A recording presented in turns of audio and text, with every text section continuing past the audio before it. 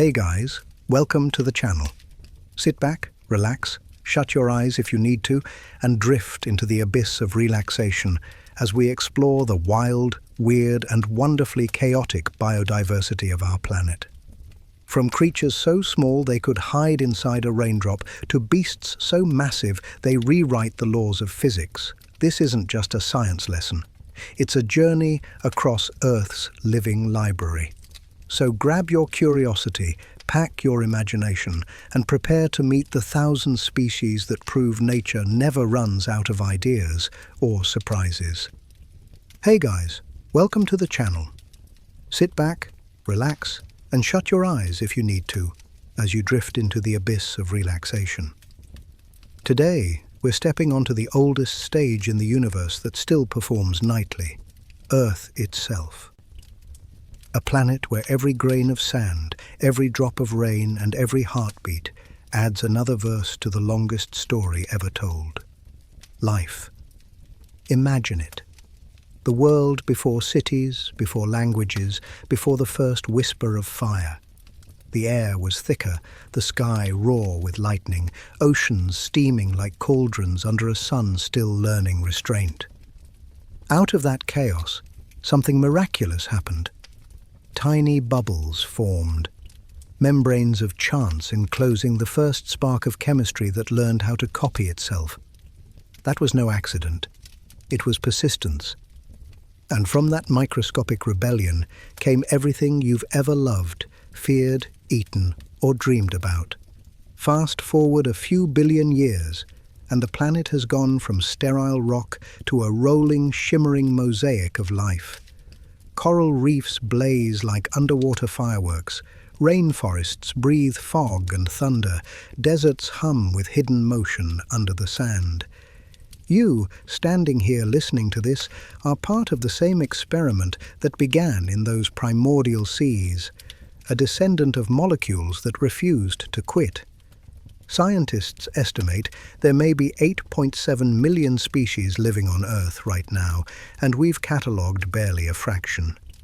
New life forms appear faster than we can name them. Frogs smaller than coins, jellyfish that live forever, orchids that impersonate bees to trick pollinators. Evolution isn't a slow shuffle forward, it's a wild dance, a billion-year rave where survival is the ticket at the door. Take a walk through any forest, and you'll see what I mean. Under your boots, roots trade minerals with fungi. In the canopy above, insects sculpt the air like living confetti. Every leaf is a solar panel. Every breeze carries pollen, whispers, and the gossip of generations. Even decay is choreography.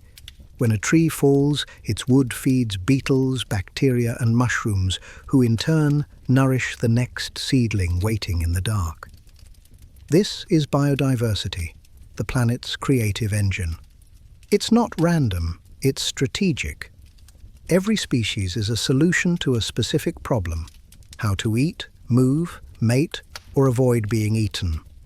The cheetah's acceleration, the octopus's camouflage, the mimicry of butterflies, all are upgrades tested in the brutal laboratory of time. Failure goes extinct. Success multiplies. Consider the axolotl, that permanently youthful salamander from Mexico. It never fully grows up, yet it can regrow lost limbs, eyes, even chunks of its spinal cord. Scientists are still trying to decode its genes, hoping to borrow that magic for human medicine. Or the tardigrade, smaller than a grain of sand but tougher than any superhero suit. It can survive boiling, freezing, radiation, even the vacuum of space. If aliens ever land, odds are they'll find a tardigrade waving first. And while evolution sculpts individuals, it also designs cooperation. Bees and flowers, sharks and remora, clownfish and anemones. These are contracts signed in survival ink. Even you are a walking alliance. Trillions of microbes live inside your gut, digesting your food and producing chemicals that keep your brain balanced. You're not a single organism. You're an ecosystem wearing shoes. The miracle of diversity isn't just the number of species, it's their interdependence. Remove one gear and the clock stutters. Kill off the pollinators and forests wither. Drain the wetlands and coastlines crumble. Nature doesn't believe in isolation. It believes in networks.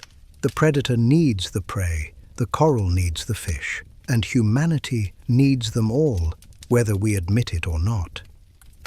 Look closer still, and you'll see that even struggle has purpose. The lion shapes the antelope's speed, the antelope shapes the lion's hunger. Competition drives innovation. Every tooth, claw, and feather is the outcome of 1 billion near misses, 1,000 generations perfecting one design. Yet for all its violence, nature is strangely generous. Energy is never wasted, it just changes hands. When a gazelle dies, it feeds the soil that grows the grass that feeds the next gazelle. Life eats itself to stay alive, and somehow that circular hunger becomes beauty. Think about the color blue in a morpho butterfly's wings. It's not pigment, it's physics. Tiny scales bend light to create an iridescence that flashes electric when the insect moves. That same principle inspired anti-counterfeit holograms on banknotes. Or consider the lotus leaf, whose microscopic texture makes water roll off without a trace of dirt. Engineers borrowed that trick to invent self-cleaning glass. The world is a genius teacher. We just finally started taking notes. Yet the deeper lesson of biodiversity is humility. For all our satellites and smartphones, we are still dependent on bees to pollinate crops, plankton to produce oxygen, and forests to regulate climate. We are guests at this banquet, not the hosts. Every breath you take owes thanks to algae in the ocean and leaves in the wind. Every meal on your plate began as sunlight caught in a chloroplast. When you walk outside after this, try it. Listen. The buzz of an insect, the rustle of grass, the caw of a distant bird. That's the planet's heartbeat. You are hearing 3.5 billion years of improvisation still playing, still evolving. Each sound, each flutter, each sigh of wind is a note in the grand symphony of survival. And here's the secret most textbooks miss. Life isn't fragile, it's relentless. It adapts to radiation, to vacuum, to fire and ice. When asteroids hit and skies darken, life hides, waits, and returns stronger. Even after 5 mass extinctions, Earth keeps reinventing itself, wearing new skins of feathers, scales, and petals. We call it evolution, but maybe it's closer to resurrection. So next time you stare up at the stars and wonder if we're alone, remember this. The miracle already happened here. Against impossible odds, a rock covered in water learned to breathe. It learned to crawl, to fly, to dream. It learned to look back at itself and ask why. That's diversity, not just of species, but of imagination. Take another breath. That's Earth exhaling through you.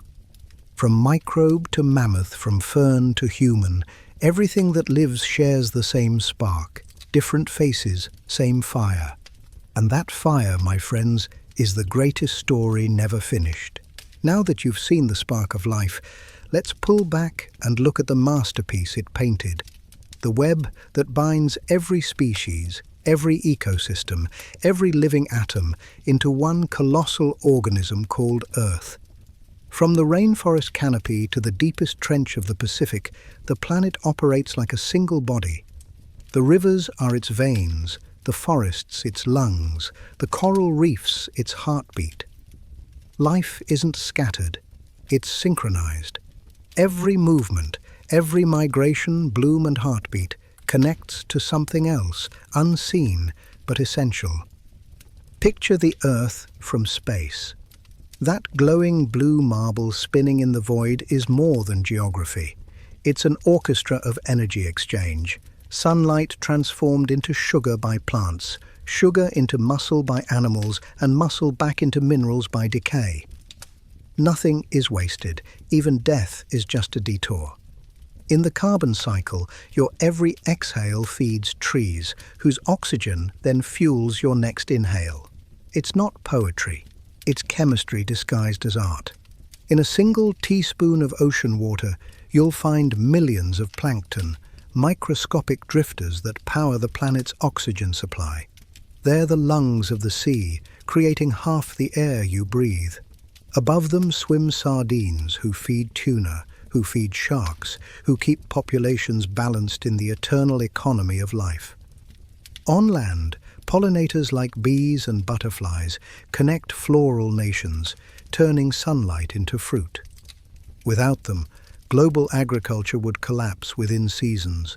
Everything eats, everything feeds, everything returns. It's an unbroken loop, a cosmic recycling plan so elegant that even chaos becomes order. When predators thin herds of grazing animals, grasslands recover. When forests burn, nutrients return to the soil, making room for new growth. It's brutal, yes, but also balanced. The web of existence is not a battlefield, it's choreography. Take the kelp forests along the Pacific coast. These underwater jungles sway in rhythm with the tides, home to fish, sea urchins and otters. Remove the otters, and the urchins multiply uncontrollably, devouring the kelp. The forest vanishes, the fish disappear, and an entire ecosystem collapses. But bring back the otters, and harmony returns. The kelp grows tall again. Oxygen bubbles rise like pearls, and life reclaims its rhythm. One species restored, 1,000 revived. That's the magic of interconnection. Humans, of course, are the planet's most ambitious experiment, and its most disruptive. We built empires, split atoms, and reached the moon, yet still rely on microscopic soil bacteria to grow our wheat and rice. For all our technology, we remain woven into this web. The oxygen from the ocean fills our lungs. The pollination of wildflowers feeds our livestock. The shade of a tree cools our cities. Strip away the infrastructure and screens, and beneath it all we're still mammals listening for the next meal and the next sunrise. But here's the catch. We've started tugging at the threads. Forests vanish under bulldozers. Coral reefs bleach in warming seas. Species that took millions of years to evolve vanish in decades. The Anthropocene, the age of human dominance, is rewriting the planet's story faster than nature can edit it. Scientists estimate we're losing species at a rate 1,000 times higher than normal. The sixth mass extinction isn't a future event. It's happening now, quietly, invisibly, in forests and rivers we'll never see. Still, the story isn't ending. Life, as always, fights back. In Chernobyl, abandoned after the nuclear disaster, wolves roam freely through radioactive forests. In cities, peregrine falcons nest on skyscrapers, turning human architecture into hunting grounds. Coral farms are rebuilding reefs one fragment at a time. Nature is stubborn. It adapts to us faster than we adapt to it. And when we listen, when we work with the web instead of against it, miracles happen.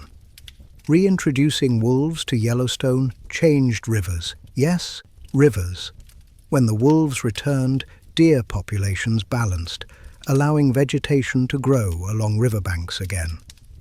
The new trees stabilized soil, cooled water, and invited birds and beavers back. The ecosystem rebooted itself like a living computer, all because one missing line of code, the predator, was restored. That's the lesson of biodiversity. Everything matters. From the tiny plankton drifting in moonlit currents to the elephants sculpting savannas with their tusks, every life form contributes to stability. Even parasites and scavengers have their place. Vultures, often vilified, prevent disease by cleaning carcasses. Bats pollinate night-blooming flowers.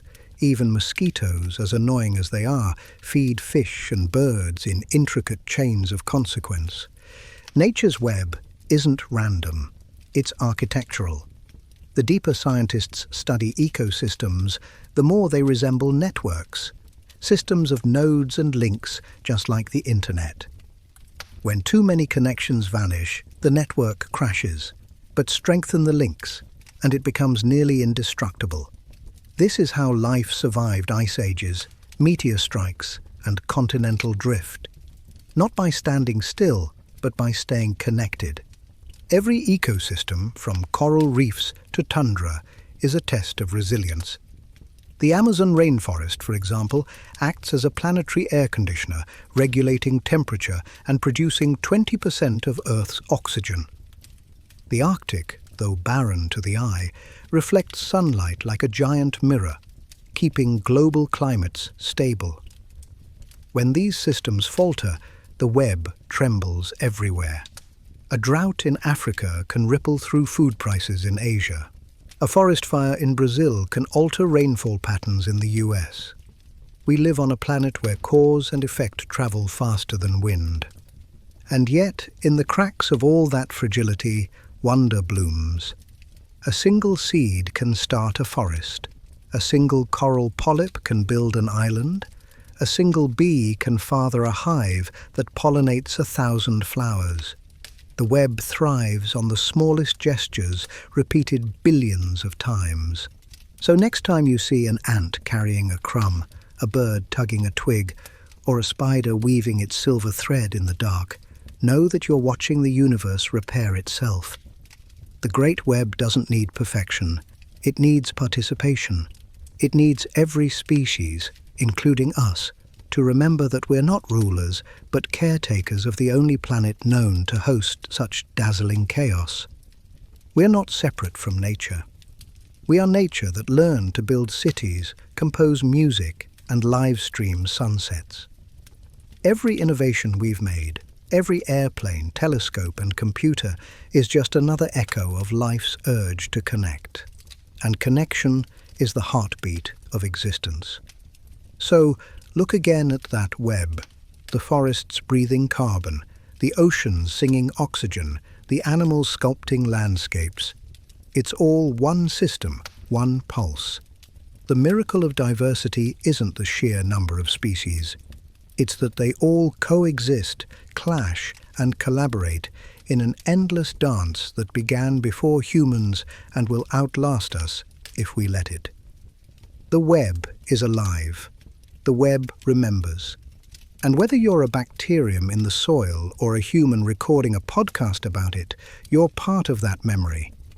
Every breath, every heartbeat, every footprint adds a line to the planet's unfinished poem. The story of life isn't done. It's just evolving.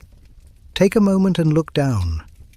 Beneath the soles of your shoes, beneath the pavement, beneath the roots of every tree and blade of grass, lies another world. Ancient, hidden, and astonishingly alive. If you could shrink yourself down to the size of a grain of sand and dive beneath the surface, you'd enter a realm more alien than Mars, more crowded than any city, and more essential than the air we breathe. This is the soil kingdom, the living skin of our planet. Most people think of dirt as dead, the stuff we sweep away, the grime on our boots, the dust that coats forgotten shelves. But that assumption couldn't be further from the truth. A single handful of soil contains more life than there are humans on Earth. Billions of bacteria, millions of fungi, thousands of microscopic animals, all moving, eating, reproducing and dying in an invisible symphony. Every inch of soil is a universe unto itself, a world where creation and decay coexist without pause. Let's start with the engineers of the underground, earthworms. They are the architects of fertility, tunneling through darkness, digesting dead leaves, and excreting nutrient-rich soil that sustains forests and farms alike. Each worm is a silent plough, turning and aerating the ground. In 1 acre of healthy soil, there can be more than 1 million of them, working tirelessly to keep the earth breathing. Darwin once said worms had done more for the history of the world than most humans. He was right. Without them, the topsoil that feeds humanity would vanish. But worms are only the beginning. Dive a little deeper, and you'll find the mycorrhizal fungi, the underground web connecting nearly every plant on the planet. These thread-like filaments, thinner than a human hair, stretch for miles beneath forests and fields. They form partnerships with roots, trading nutrients for sugars. Through these fungal networks, trees share resources and even send warnings of danger. When insects attack one tree, chemical signals travel through the fungi to alert others nearby, prompting them to release defensive compounds. This is no fantasy. Scientists have mapped these messages. Forests, it turns out, have conversations. Each footstep you take presses down on cities of microbes, microscopic organisms that live and die unseen. Bacteria in the soil transform nitrogen from the air into a form plants can use, the foundation of every ecosystem on land. Without these unseen chemists, crops wouldn't grow, forests would starve, and the chain of life would collapse. Others decompose organic matter, recycling the dead into the living. Every leaf that falls, every creature that perishes, is broken down molecule by molecule and turned into food for the next generation. Decay isn't destruction, it's renewal. When it rains, you can smell this invisible life. That earthy scent after a storm, called petrichor, is actually the perfume of microbes, specifically actinobacteria. They release spores that create that nostalgic aroma, signaling life below rejoicing in the moisture. The ground, in its own way, celebrates. Dig deeper still, and the soil reveals an ecosystem of microanimals. Nematodes, translucent worms as thin as silk, glide through water films between soil grains, preying on bacteria. Springtails, tiny insect-like creatures, leap great distances relative to their size, consuming decayed vegetation. Mites patrol the tunnels like scavengers, recycling every crumb of organic matter. Even microscopic predators like protozoa roam the underground rivers of moisture, hunting and being hunted in endless cycles. The more you look, the clearer it becomes. The soil is alive in ways we barely comprehend. It's not just a medium for roots, it's an ecosystem as complex as the rainforest above it. Each species below plays a role in maintaining the balance above. Fungi feed plants, bacteria feed fungi, worms mix it all together. It's a partnership so efficient that it has sustained life on this planet for hundreds of millions of years. Yet the soil's story goes deeper, literally. 2 miles below the surface, in crushing pressure and total darkness, extremophile microbes thrive. They feed on the chemical energy from rocks and minerals, surviving temperatures that would boil water and pressures that would crush steel. Their discovery changed everything we thought we knew about life. It proved that biology doesn't need sunlight, only energy, chemistry, and willpower. These deep-dwelling organisms form what scientists call the deep biosphere, a hidden reservoir of life larger than all the oceans combined. These microscopic pioneers could hold the key to understanding life beyond Earth. If microbes can survive underground here, why not beneath the frozen crust of Europa or Mars? Every shovel of dirt could be a clue to the universe's grandest mystery, whether we're alone. But while this hidden kingdom thrives on endurance, it's not invincible. human activity has been eroding soil health faster than nature can recover. Industrial farming, deforestation, and pollution strip the ground of its living residents. Overploughing destroys the structure worms and fungi build, pesticides kill beneficial microbes, and erosion washes away centuries of fertility in a single storm. Scientists warn that the world loses nearly 24 billion tons of fertile soil every year. That's civilization's foundation crumbling under our feet. Still, hope lives underground too. Across the globe, farmers are rediscovering ancient practices now called regenerative agriculture. By planting cover crops, reducing tillage, and restoring compost, they're reviving the soil's living web. These methods bring back earthworms, increase microbial life, and even capture carbon from the atmosphere, slowing climate change. It's proof that nature doesn't need perfection, just cooperation. So next time you kneel in a garden, don't see dirt. See the universe's oldest city. Picture millions of beings beneath your fingers, each one part of a grand machine older than language, wiser than invention. Every clump of soil is a galaxy of life, its citizens working together in silence. The ground is not passive, it's alive, aware, and endlessly busy. Close your eyes. Imagine the faint crackle of roots stretching through darkness, the slow heartbeat of the earth pulsing beneath you. Beneath the concrete, beneath the forest floor, beneath the waves of grass, the planet hums with energy. It's been humming since the first life began, and it will keep humming long after we're gone. Because in the end, the soil doesn't just hold the world, it is the world. The unseen kingdom below us is the reason there's anything above us at all. Imagine digging a hole, expecting emptiness, and instead discovering civilization. Not the kind with buildings and cars, but one so intricate that human cities look primitive by comparison. Every inch of soil is an organized chaos of tunnels, chambers, trade routes, and living networks, humming with silent communication. Welcome to the web beneath the roots, the underground metropolis that keeps the surface world alive.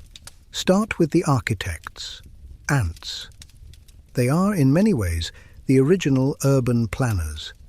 Beneath your backyard or a patch of sidewalk, millions of them dig labyrinths that stretch for meters, complete with ventilation shafts, nurseries, and waste chambers.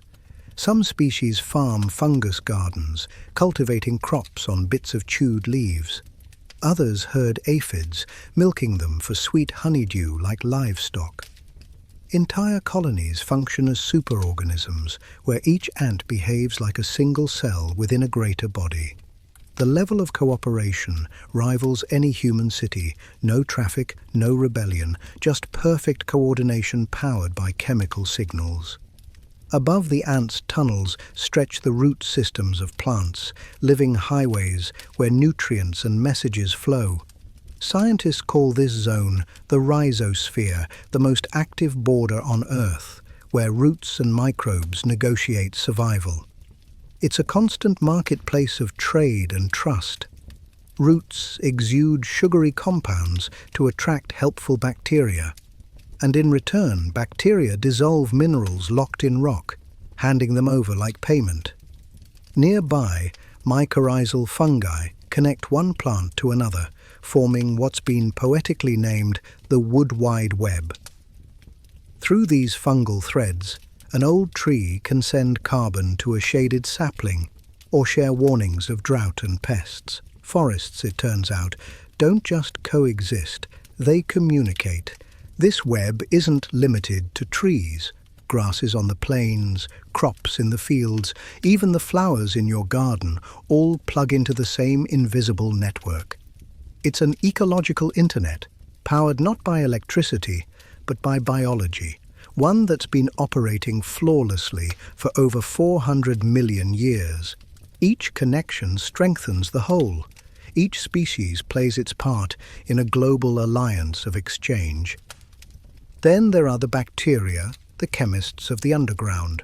Among them are nitrogen fixers, microscopic workers that take nitrogen gas from the air, useless to plants, and convert it into ammonia and nitrates, the very nutrients that fuel growth. Without these unseen artisans, there would be no wheat, no rice, no forests. Every bite of food you've ever eaten owes its existence to their quiet labor. Some of these bacteria form nodules on plant roots, living inside them in peaceful symbiosis. They feed the plant, and in return, the plant shelters them from the harsh outside world. The soil's social structure mirrors ours in eerie ways. There are producers, consumers, recyclers, and guardians. The protozoa, single-celled hunters, control bacterial populations, ensuring balance. The mites and springtails handle sanitation, breaking down waste and leaf litter. The worms keep the tunnels ventilated and the nutrients evenly distributed. Together, they form an unspoken harmony. Remove one, and the system stumbles. Remove many, and it collapses. Even sound travels differently here. Beneath the roots, vibrations replace voices. Insects drum on the soil to warn others of predators. Worms sense footsteps above as distant thunder. Fungi respond to pressure changes, expanding or contracting to reroute nutrients. The ground beneath you isn't silent. It's whispering in frequencies too low for human ears. Deeper still, life becomes stranger. Microbes in the subsoil metabolize minerals like iron and sulfur, drawing energy from the Earth's chemistry instead of sunlight. They are the ancestors of all living things, remnants of a time before photosynthesis. These chemosynthetic organisms may one day help us terraform barren planets or clean polluted soils on Earth. We're only beginning to grasp how much potential they hold, not just for ecology, but for medicine, technology, and survival. But this invisible world is fragile. Modern agriculture and industry have severed many of its threads. Pesticides wipe out beneficial insects and microbes. Deforestation strips the forest of roots, starving its fungal partners. Over-tilling crushes the delicate soil structure, turning it into dust that drifts away in the wind. Humanity has been unintentionally breaking the Earth's oldest alliance, the bond between roots and soil. The cost is immense. Without living soil, rain runs off instead of soaking in. Floods worsen, crops weaken, carbon escapes into the atmosphere, accelerating climate change. What once worked in perfect equilibrium now teeters on imbalance. Yet the remedy is simple. Let the soil live. Across the world, a quiet revolution is underway. Farmers practicing no-till farming and regenerative agriculture are proving that cooperation still works. They plant cover crops that feed the microbes, use compost instead of chemicals, and rotate crops to restore nutrients naturally. The result? Earthworms return, fungal webs reform, water retention improves. The ground, once barren, breathes again. Urban planners are catching on too. Cities now experiment with biosoils, green roofs, and tree corridors that reconnect fragments of nature into living infrastructure. Even in concrete jungles, nature finds a foothold. Moss in cracks, fungi on damp walls, bacteria cleaning the air. Life adapts, always looking for a way back to balance. Close your eyes for a moment and imagine the ground beneath your home.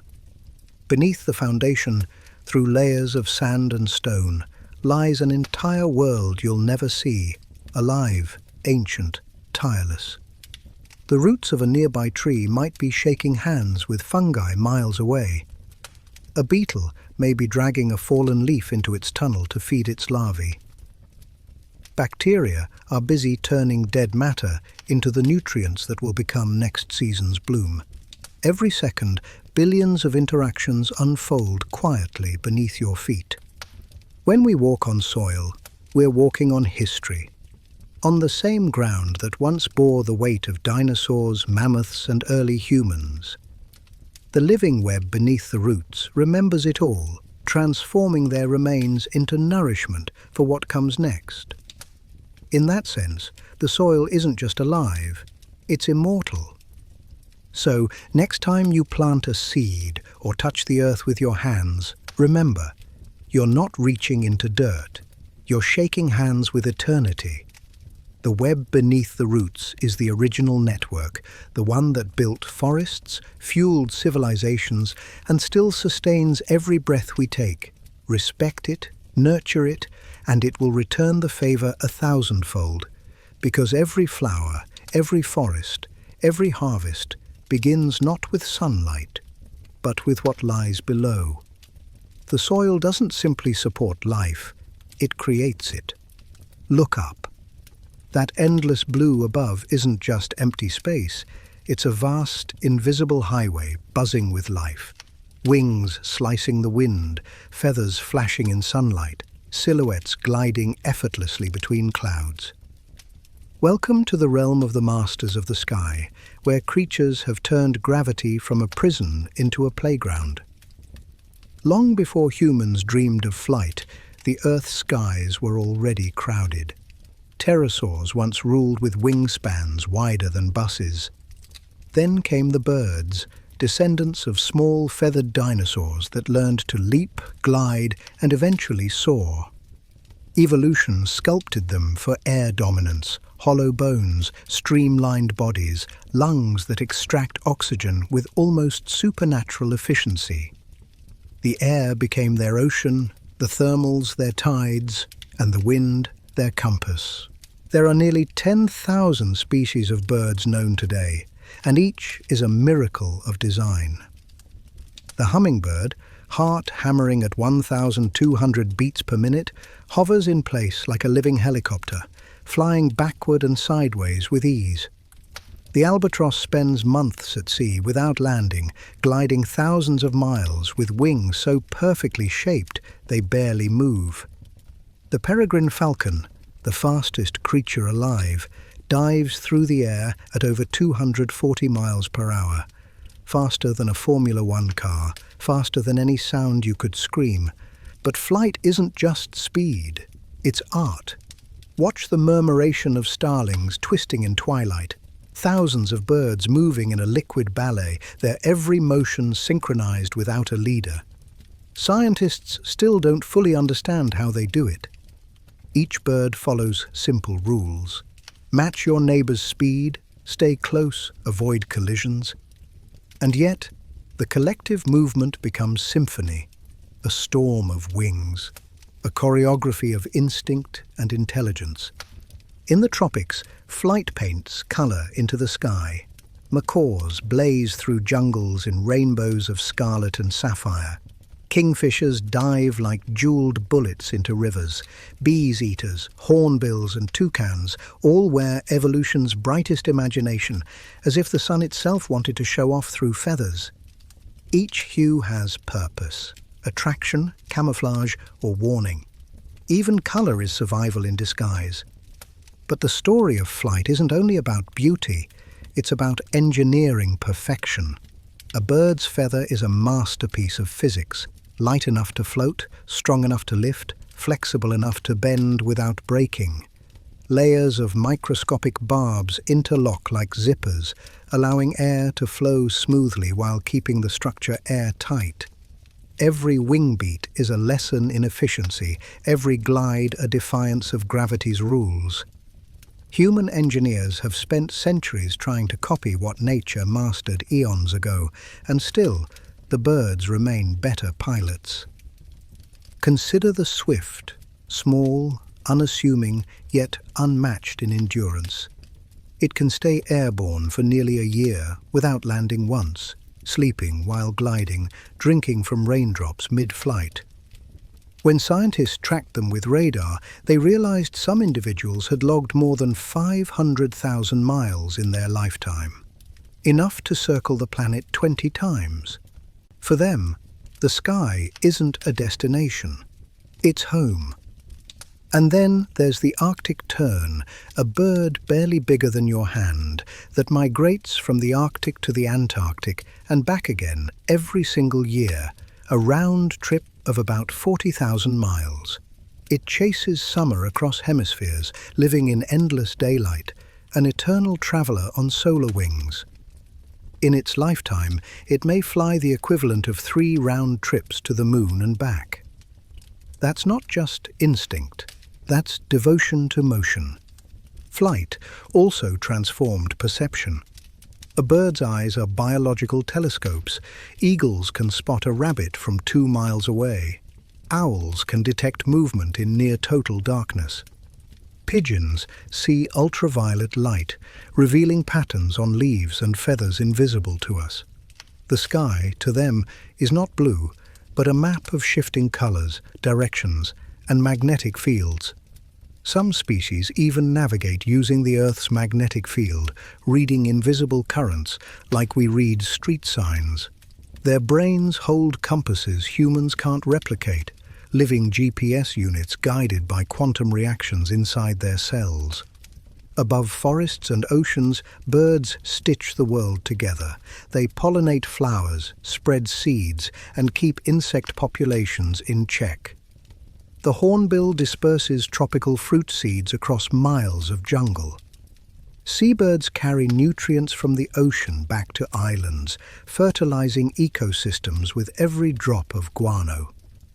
The skies aren't just a stage for grace, they're highways of survival, threads connecting biomes across continents. And while the air belongs to the birds by birthright, humans have always been their envious students. The Wright brothers studied pigeons and gulls before building their first airplane. Modern jets mimic the curve of a bird's wing, its lift, its drag, its flexibility. Drones copy the hover of hawks and kestrels. Even spaceflight, that grand escape from Earth's pull, owes its dream to watching wings rise effortlessly into dawn. But behind all that freedom lies a warning. The sky, once limitless, is shrinking. Cities replace forests. Light pollution confuses nocturnal navigators. Wind turbines, power lines, and glass towers kill millions of migrating birds each year. Climate change shifts weather patterns, scattering food sources and altering routes that have existed for millennia. The same human curiosity that admired the sky has begun to fracture it. Yet, resilience defines these creatures. In cities, peregrine falcons nest on skyscrapers, hunting pigeons in urban canyons. Swifts breed in the cracks of bridges. Sparrows, once symbols of rural life, now flutter in train stations and rooftop gardens. Life finds space, even in concrete clouds. The air still hums with beating wings. The chorus is quieter, but not silent. To watch a bird fly is to witness evolution's poetry. Millions of years of adaptation distilled into one effortless motion. The flapping, the gliding, the soaring, each wing beat tells the story of survival and grace intertwined. And if you stand still long enough, you'll realize something profound.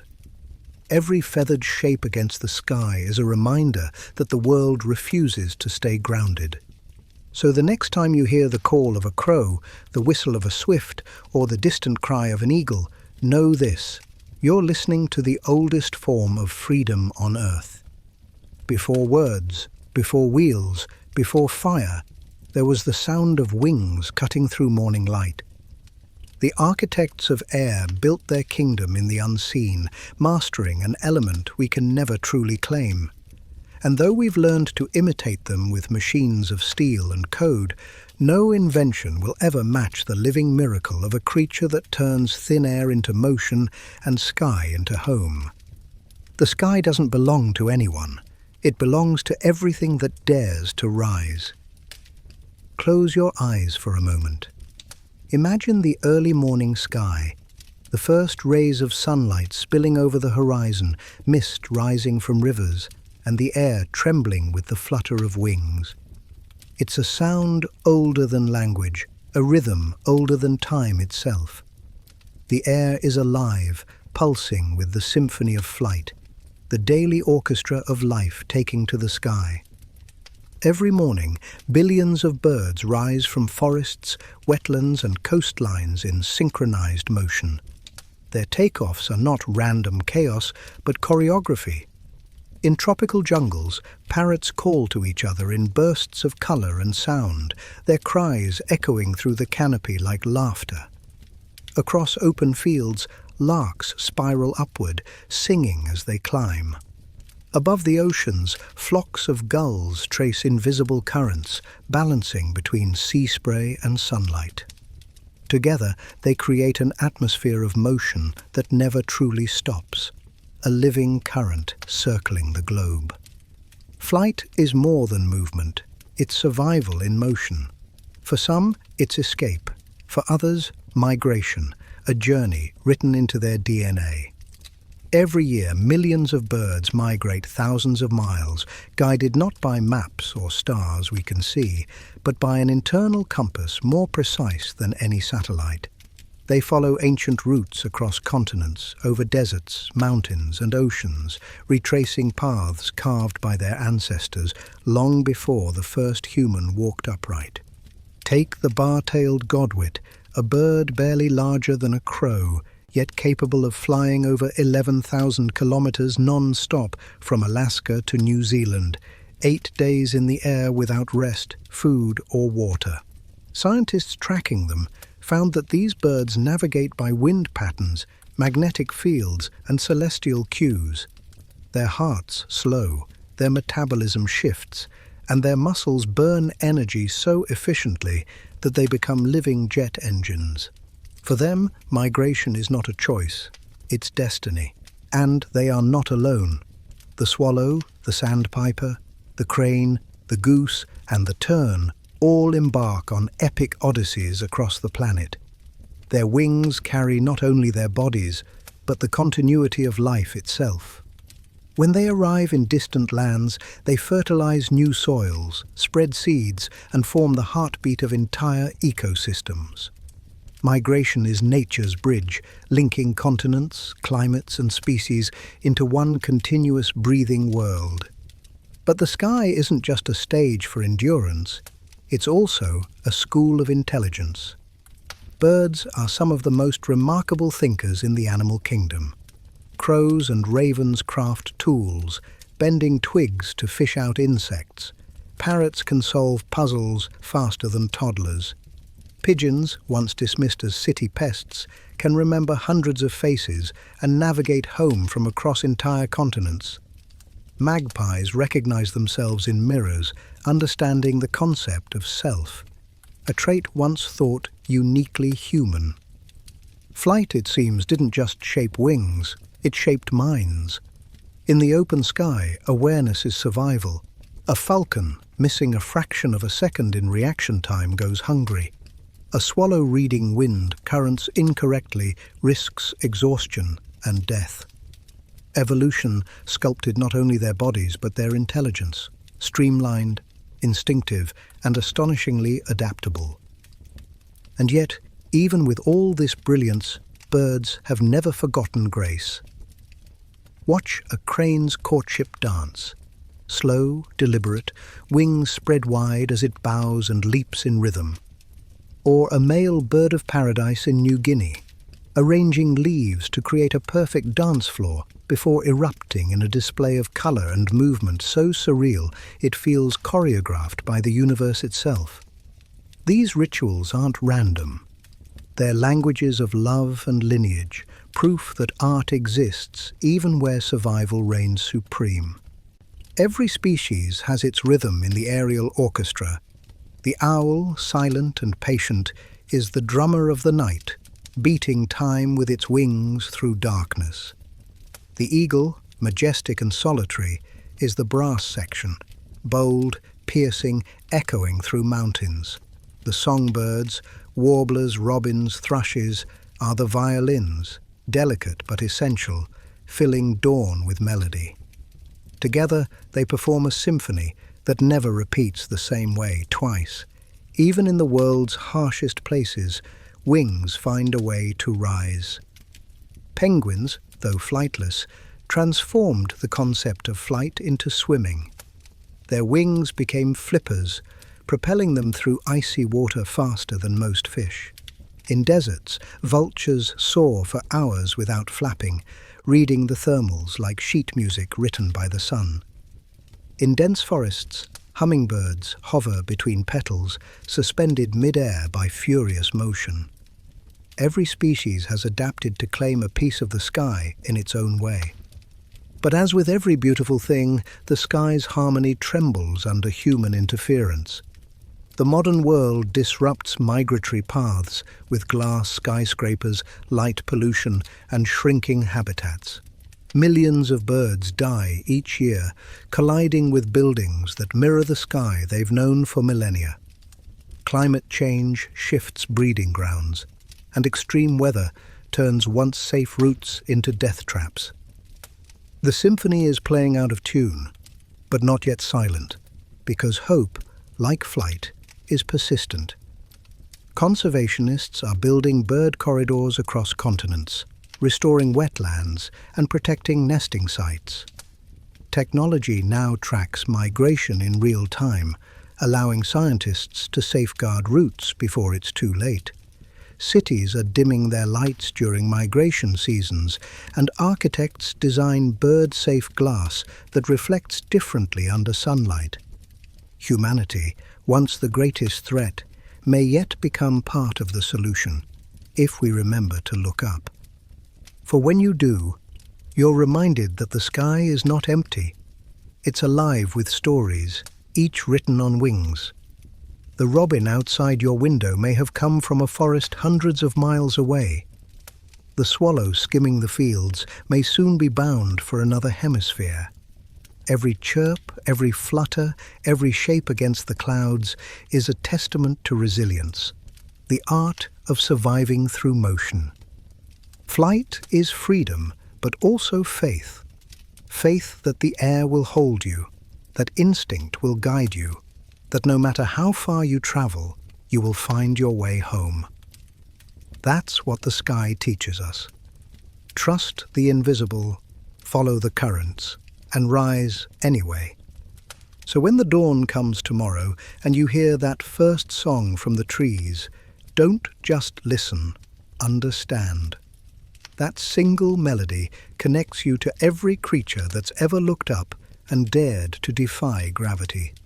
Because the symphony of flight isn't just for birds, it's for anyone who has ever dreamed of more than the ground beneath their feet. Take a deep breath, hold it for a moment.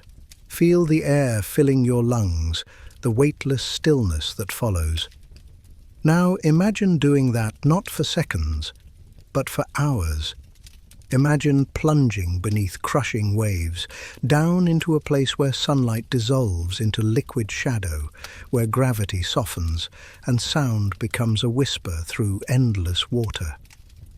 This is the kingdom of blue depths, a realm older than the continents, home to the largest and the smallest beings that ever lived. The ocean is Earth's final frontier, vast, untamed, and mostly unknown. More than 70% of our planet is water, yet we've explored less than 5% of its depths. Every dive is a descent into mystery, every wave a veil over civilizations of creatures that would seem mythical if we hadn't filmed them. It's here that life began, billions of years ago, when single-celled organisms learned to turn sunlight into energy.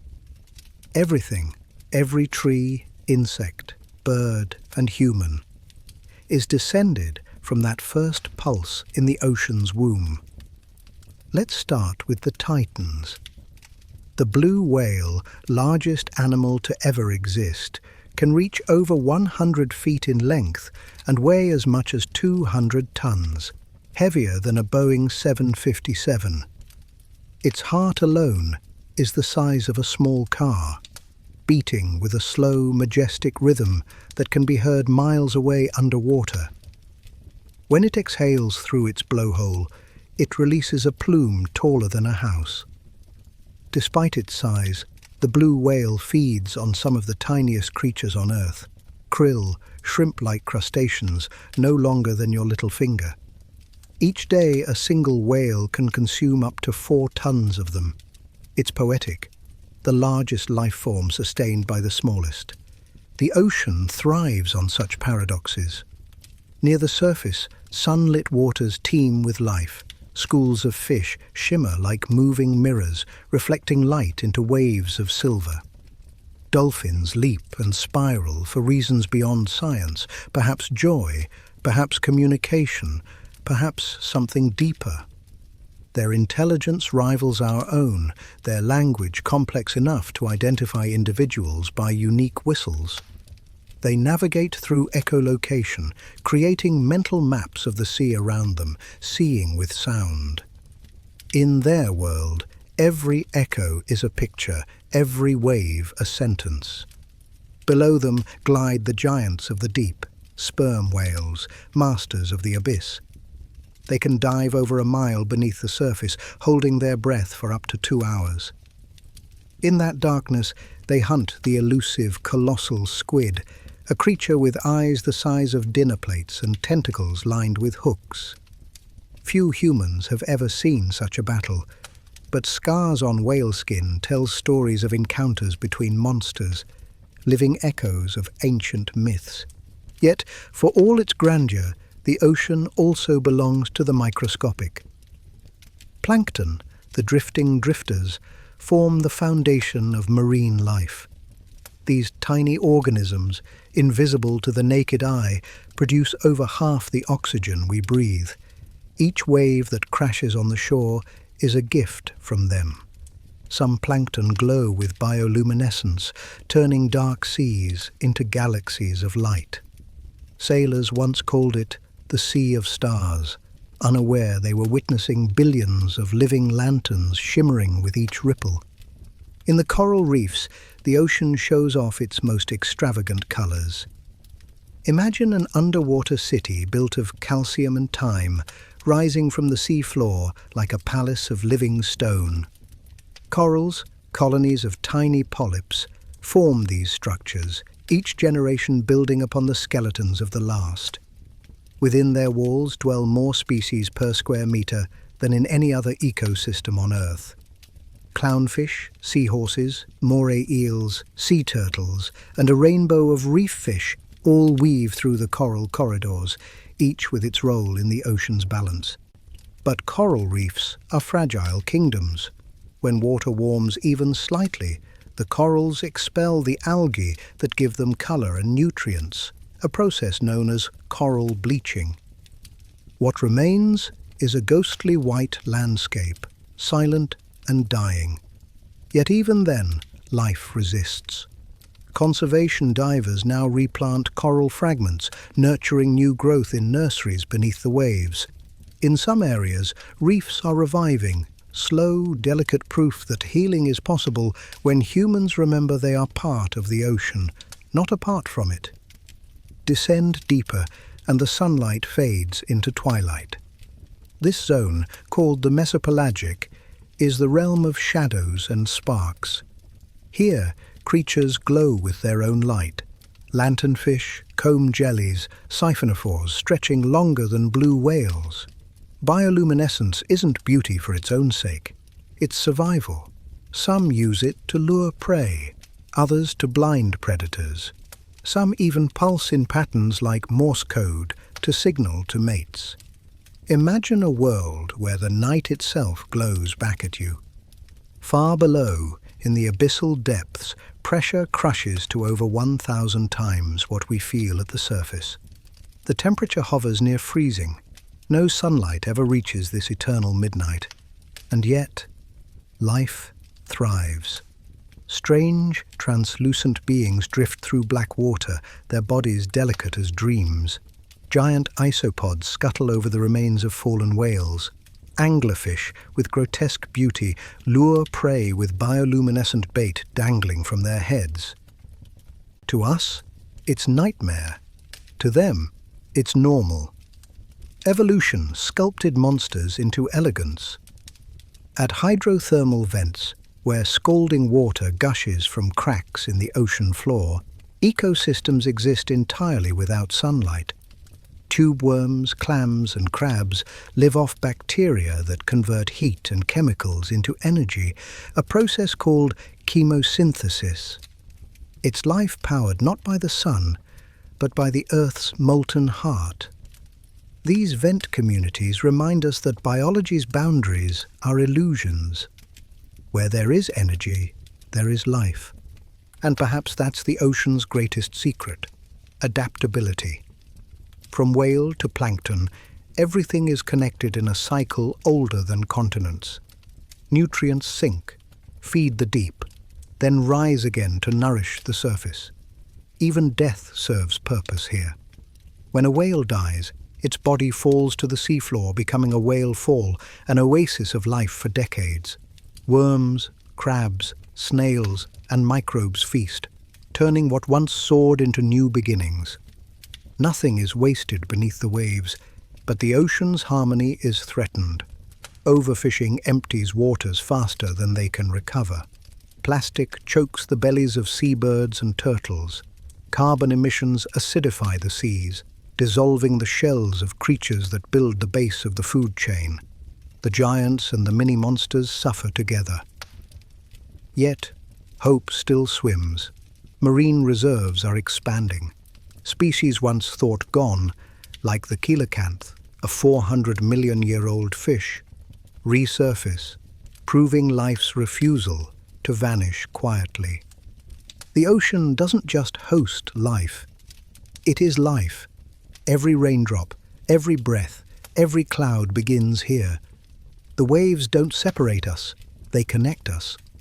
So when you stand on the shore and stare at that endless horizon, remember, you're looking not at emptiness, but at eternity moving. The blue depths hold the story of where we came from, and perhaps where we're still meant to return. If the ocean's surface is the skin of the planet, the abyss is its beating heart, a vast cathedral of darkness where sunlight dies, but life refuses to surrender. Few places on Earth feel as alien as the deep sea, yet it is home to creatures of imagination and resilience. Being so strange, they challenge our very definition of life. This is the abyss of wonders, where monsters glow, giants drift, and beauty takes forms never seen on land. Picture it, an endless black expanse where pressure could crush a submarine like paper, where the temperature hovers just above freezing, and where silence reigns. Yet in this forbidding emptiness, life thrives in brilliant defiance. The deeper you descend, the more surreal it becomes. Light becomes rare, color fades, and then suddenly, illumination returns, not from the sun, but from within the creatures themselves. The deep sea is a universe of bioluminescence, a galaxy beneath our feet. The anglerfish reigns here, its lantern glowing from a fleshy lure to draw in unsuspecting prey. Its mouth gapes wide, lined with translucent fangs that curve inward like glass daggers. Each one is a trap. Once you're in, there's no way out. Stranger still, the males are tiny compared to females, fusing themselves to their mates like living parasites, becoming permanent donors of sperm. It's grotesque, it's efficient, it's evolution's dark poetry. Nearby, giant squids glide like shadows, their tentacles trailing longer than city buses. For centuries, sailors spoke of sea monsters dragging ships beneath the waves. They were not entirely wrong. These squids do battle with sperm whales, their tentacles leaving scars on the whales' heads, proof of duels that happen in unseen depths. The legends of the kraken may be born from such encounters, ancient memories of real beasts that haunt our subconscious still. And then there are the siphonophores, colonial organisms made up of hundreds, sometimes thousands, of individual animals working as one. Some stretch longer than blue whales, each segment specialized. One for movement, one for feeding, another for reproduction. They are living tapestries of cooperation, proof that individuality is optional when survival requires unity. Every few miles deeper, the cast changes. Viperfish with needle-like teeth. Dumbo octopuses flapping their ear-like fins. Gulper eels whose jaws unhinge to swallow prey larger than themselves. Even here, life experiments endlessly. What looks monstrous to us is mastery to them. The dark doesn't breed fear, it breeds innovation. But life in the deep isn't just about survival, it's about transformation. At the ocean floor, near cracks in the Earth's crust, hydrothermal vents spew superheated water laced with minerals. Around these vents, entire ecosystems bloom in complete darkness. Tube worms over 6 feet long, white crabs and giant clams thrive here, feeding not on sunlight but on bacteria that convert chemicals into energy, a process called chemosynthesis. It's a reminder that life doesn't just adapt, it invents. Even without light, it finds a way to glow. Farther still, in the Hadal zone, trenches that plunge 7 miles deep, life grows scarce but stubborn. The Mariana snailfish, ghostly and translucent, flutters above the seafloor at pressures over 1,000 times what we feel on land. Scientists once thought such depths were sterile, but each expedition reveals new species, shrimp-like amphipods, luminous jellyfish, even microscopic worms living in sediments colder than ice. Every discovery whispers the same truth. The ocean is alive in ways we've barely begun to imagine. And in this darkness, time behaves differently. Creatures here live slow, measured lives. Some deep-sea corals are over 4,000 years old, older than the pyramids. Greenland sharks may swim for 5 centuries before reaching maturity. The deep moves at the pace of eternity. The surface world burns with change, but the abyss remains steady, an ancient pulse beneath chaos. Yet, even the abyss isn't safe from us. Plastic waste sinks from the surface like snow, collecting in trenches once thought untouched. Deep-sea mining threatens to strip the ocean floor for metals, destroying habitats we barely understand. Noise from ships and sonar disorients whales and dolphins, shattering the silence they've navigated by for millennia. We have touched the untouchable, and not always with care. Still, hope glimmers even here. Scientists, explorers and divers are returning to the deep not as conquerors, but as students. Submersibles with robotic arms and high-definition cameras now descend miles below, capturing sights that once belonged only to imagination. Biologists discover enzymes in vent bacteria that may cure diseases and genetic sequences that could revolutionize medicine. The ocean, patient as always, continues to give, if we remember to listen. It's humbling, really. For all our satellites and telescopes aimed at the stars, the greatest mystery lies beneath us, not above. Every glowing jellyfish, every drifting squid, every hidden creature is a chapter in a story we're only beginning to read. And perhaps the reason the ocean fascinates us so deeply is because in its darkness we see reflection, the persistence, the beauty, the hunger for light that lives in all of us. When you stand by the shore and look out over the waves, you're gazing at infinity. Every tide carries the whispers of ancient whales, the shimmer of plankton galaxies, the pulse of a world that has never stopped breathing. The ocean doesn't end at the horizon. It continues downward, forever downward, into mystery. In the abyss of wonders, there are no borders, no nations, no noise, only silence, patience, and life that endures. And maybe, just maybe, that's what makes it sacred. So close your eyes, Imagine that deep, endless blue, the weight of the world above you, the cold, the dark, and the soft glow of something alive drifting by. That light, small as it seems, is proof that even in the deepest dark, life still finds a way to shine. Section 2. The Abyss of Wonders. If the ocean's surface is the skin of the planet, the abyss is its beating heart. A vast cathedral of darkness where sunlight dies but life refuses to surrender. Few places on Earth feel as alien as the deep sea, yet it is home to creatures of imagination and resilience, being so strange they challenge our very definition of life.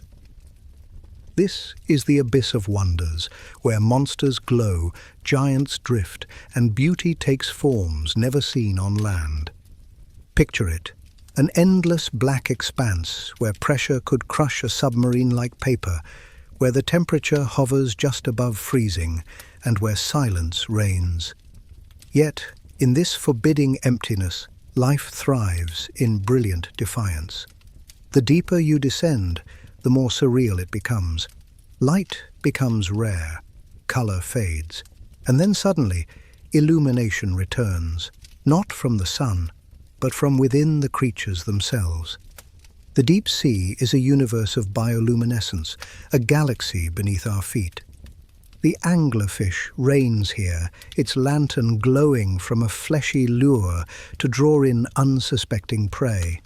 Its mouth gapes wide, lined with translucent fangs that curve inward like glass daggers.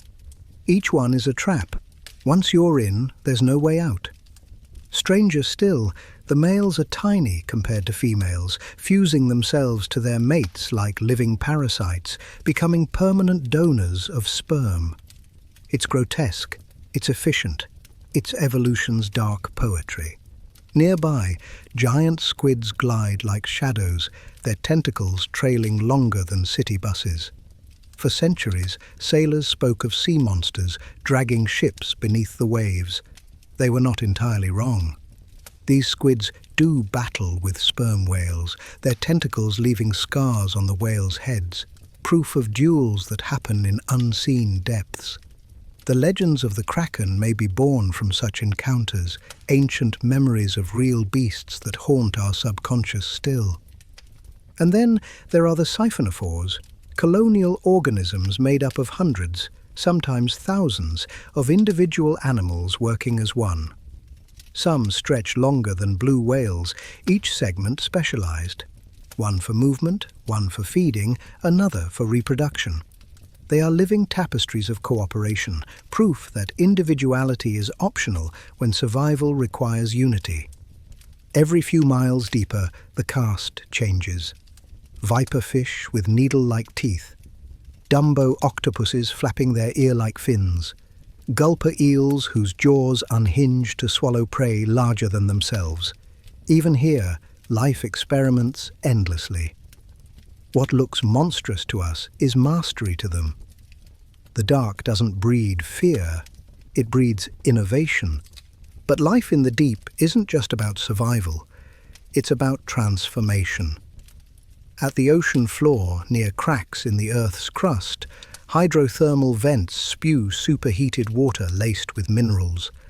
Around these vents, entire ecosystems bloom in complete darkness. Tube worms over 6 feet long, white crabs and giant clams thrive here, feeding not on sunlight, but on bacteria that convert chemicals into energy, a process called chemosynthesis. It's a reminder that life doesn't just adapt, it invents. Even without light, it finds a way to glow. Farther still, in the Hadal zone, trenches that plunge 7 miles deep, life grows scarce but stubborn. The Mariana snailfish, ghostly and translucent, flutters above the seafloor at pressures over 1,000 times what we feel on land.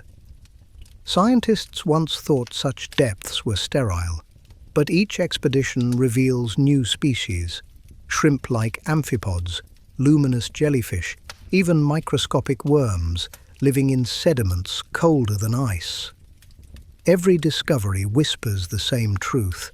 The ocean is alive in ways we've barely begun to imagine. And in this darkness, time behaves differently. Creatures here live slow, measured lives. Some deep-sea corals are over 4,000 years old, older than the pyramids. Greenland sharks may swim for 5 centuries before reaching maturity. The deep moves at the pace of eternity. The surface world burns with change, but the abyss remains steady, an ancient pulse beneath chaos. Yet, even the abyss isn't safe from us. Plastic waste sinks from the surface like snow, collecting in trenches once thought untouched. Deep-sea mining threatens to strip the ocean floor for metals, destroying habitats we barely understand. Noise from ships and sonar disorients whales and dolphins, shattering the silence they've navigated by for millennia. We have touched the untouchable, and not always with care. Still, hope glimmers even here.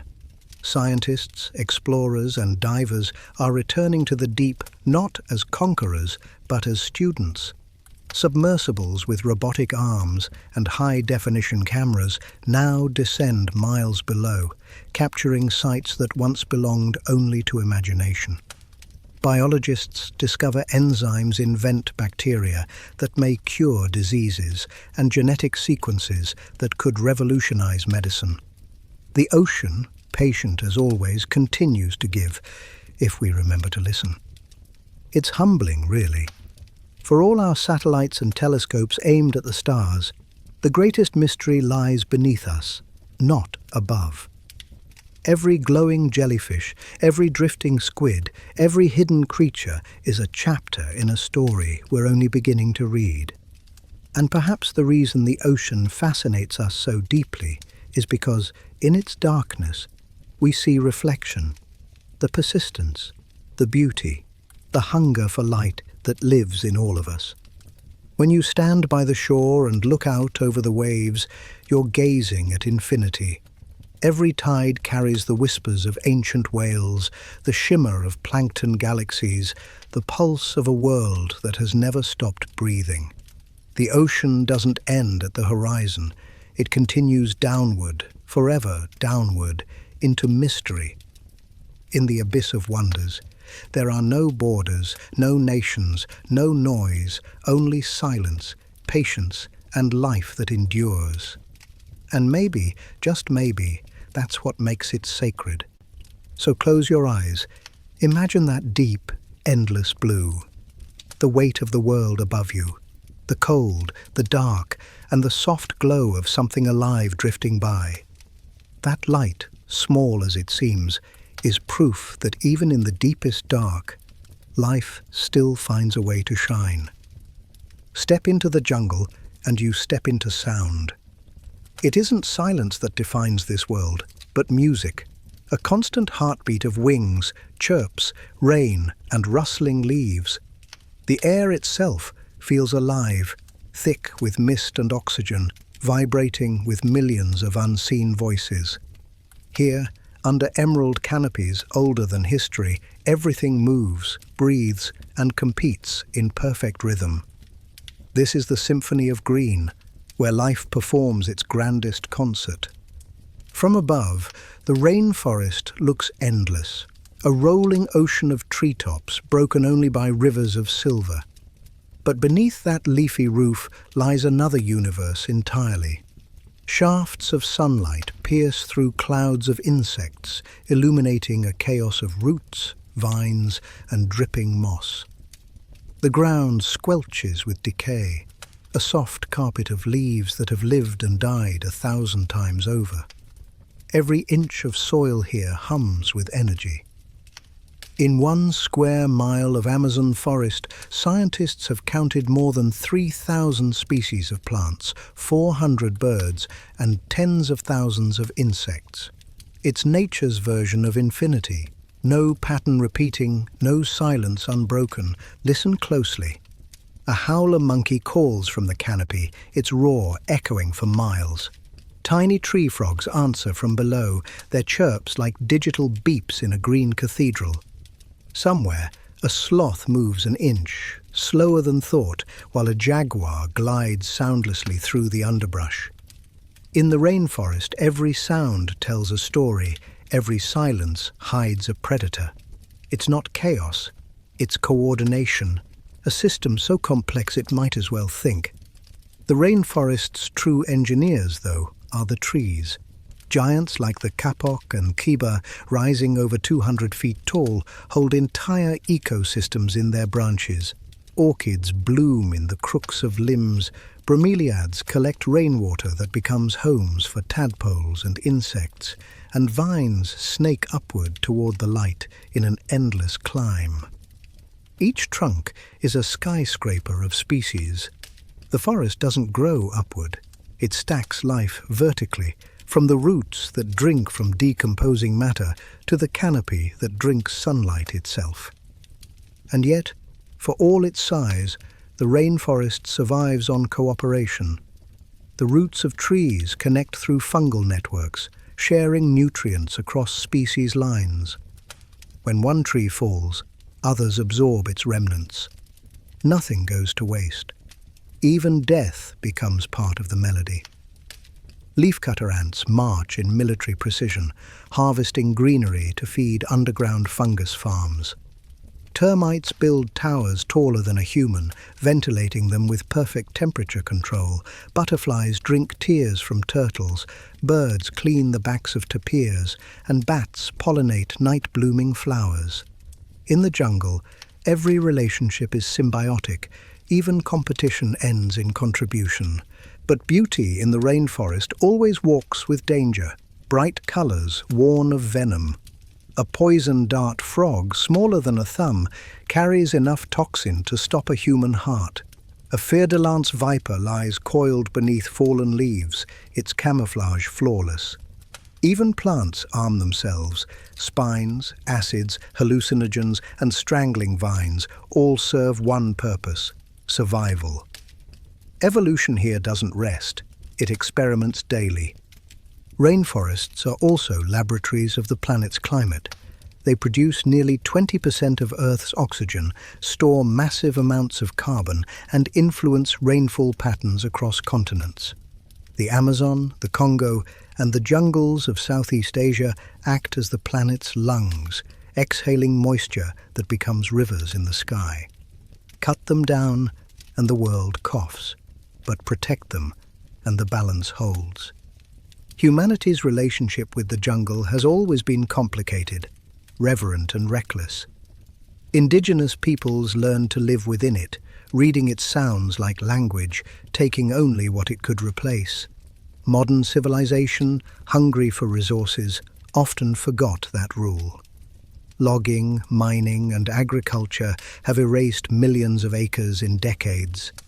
Species vanish before we even give them names. The silence spreading across deforested land is not peaceful, it's grief. Yet the rainforest refuses extinction. Seeds wait for years beneath ash until the right conditions return. Rivers reclaim scarred soil. Birds carry the future on their wings. Reforestation efforts and indigenous stewardship are bringing parts of the Amazon and Borneo back to life. The jungle doesn't need saving. It needs time, respect, and space to heal. Stand still inside it, and you'll feel something ancient stirring.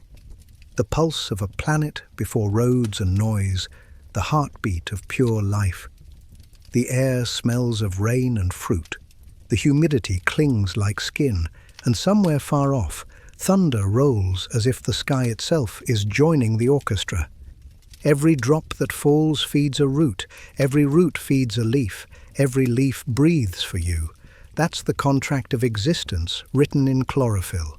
You inhale what the forest exhales. It keeps you alive, whether you notice or not.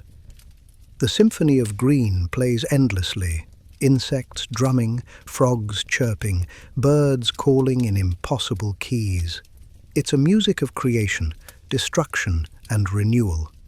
And if you listen long enough, you realize it isn't just the sound of the jungle. It's the sound of life itself. The jungle never sleeps. Even when night falls, and the light fades from the canopy, the rainforest hums with a pulse older than civilization. The air cools, the mist thickens, and from every shadow comes a new rhythm, a chorus of croaks, clicks, roars and rustles that merge into the heartbeat of the earth itself.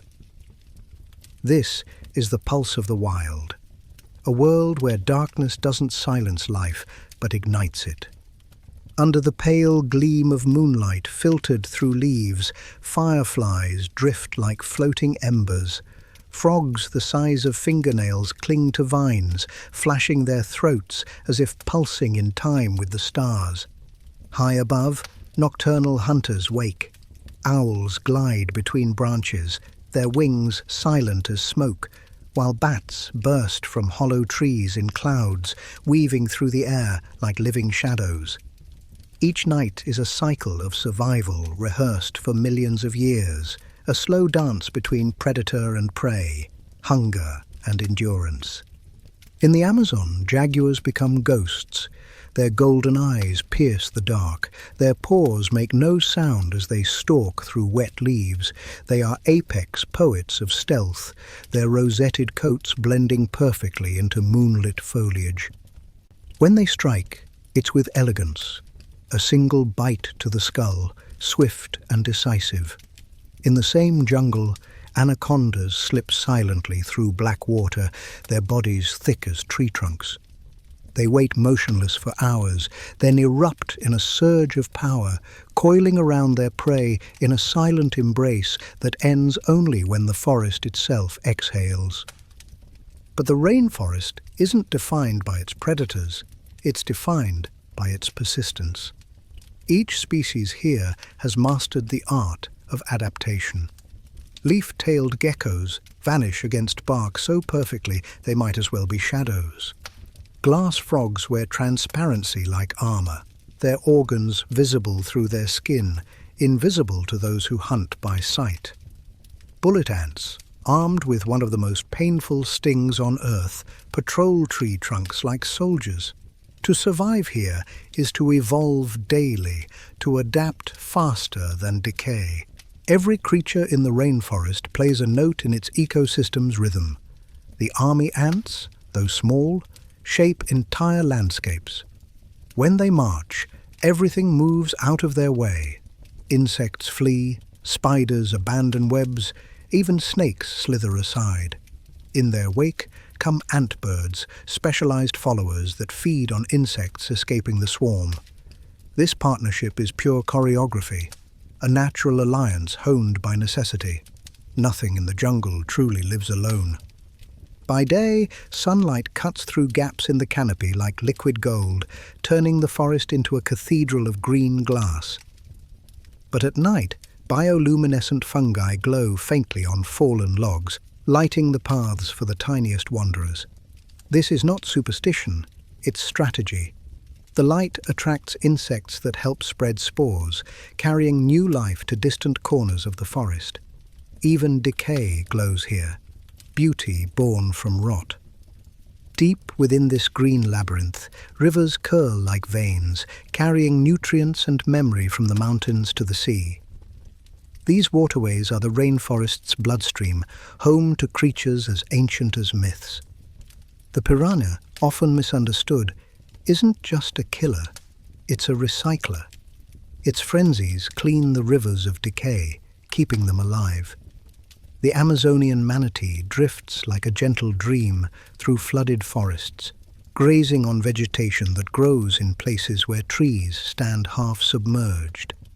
And somewhere beneath the black water lurks the electric eel, generating jolts powerful enough to stun predators, a reminder that in the jungle, even silence can strike. But beneath the spectacle lies fragility. The forest breathes in balance, and when that balance breaks, everything trembles.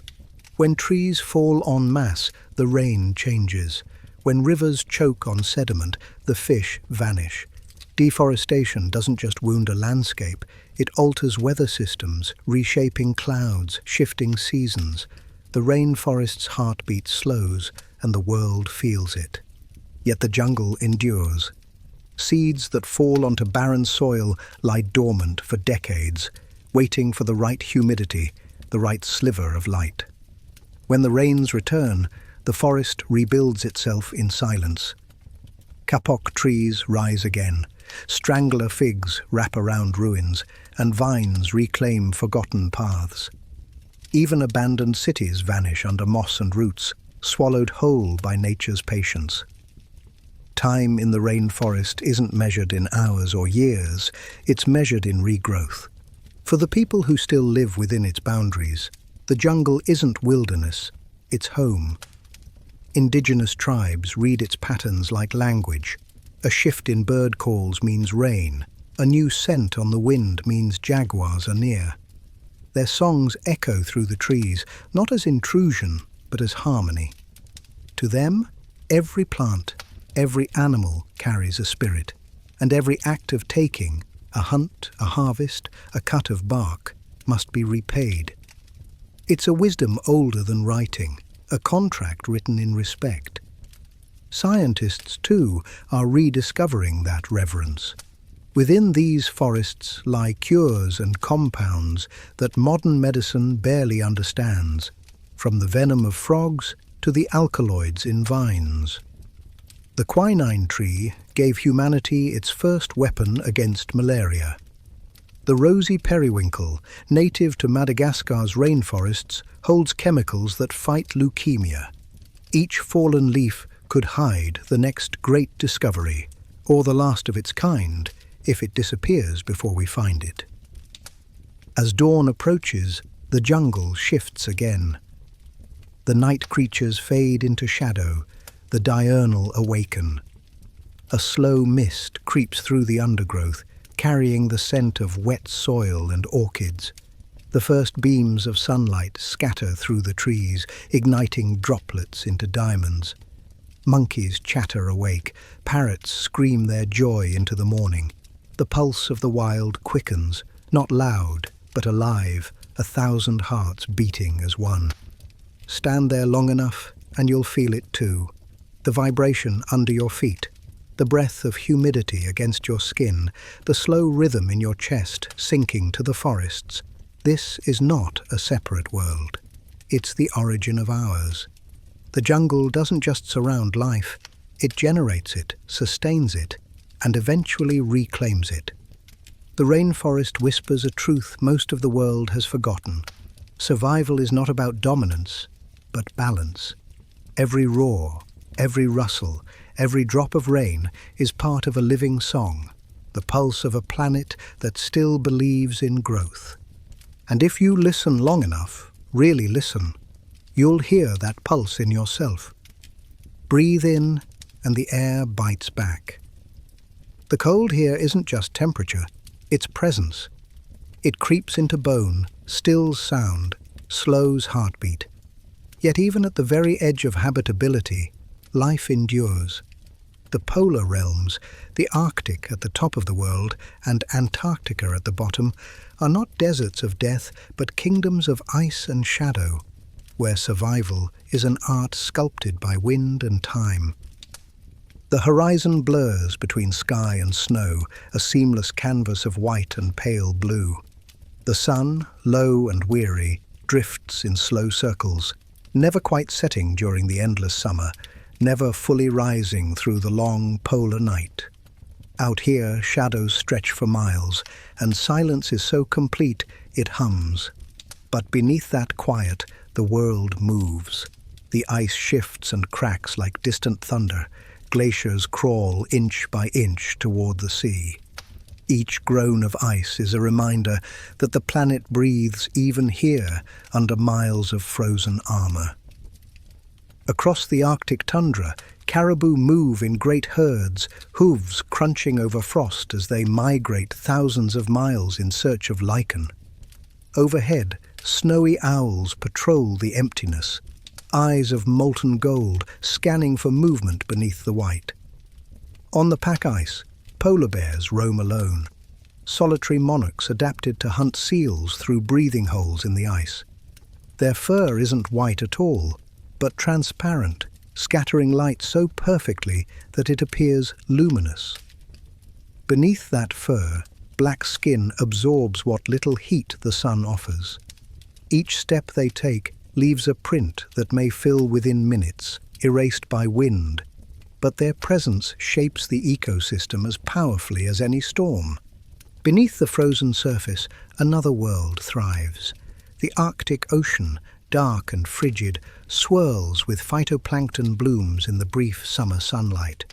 Those microscopic plants feed krill and fish, which feed seals, walruses, whales, and the bears above.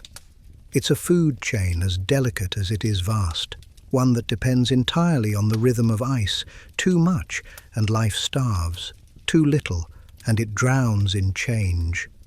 Even more alien is the Antarctic, a continent twice the size of Australia, buried under ice more than a mile thick.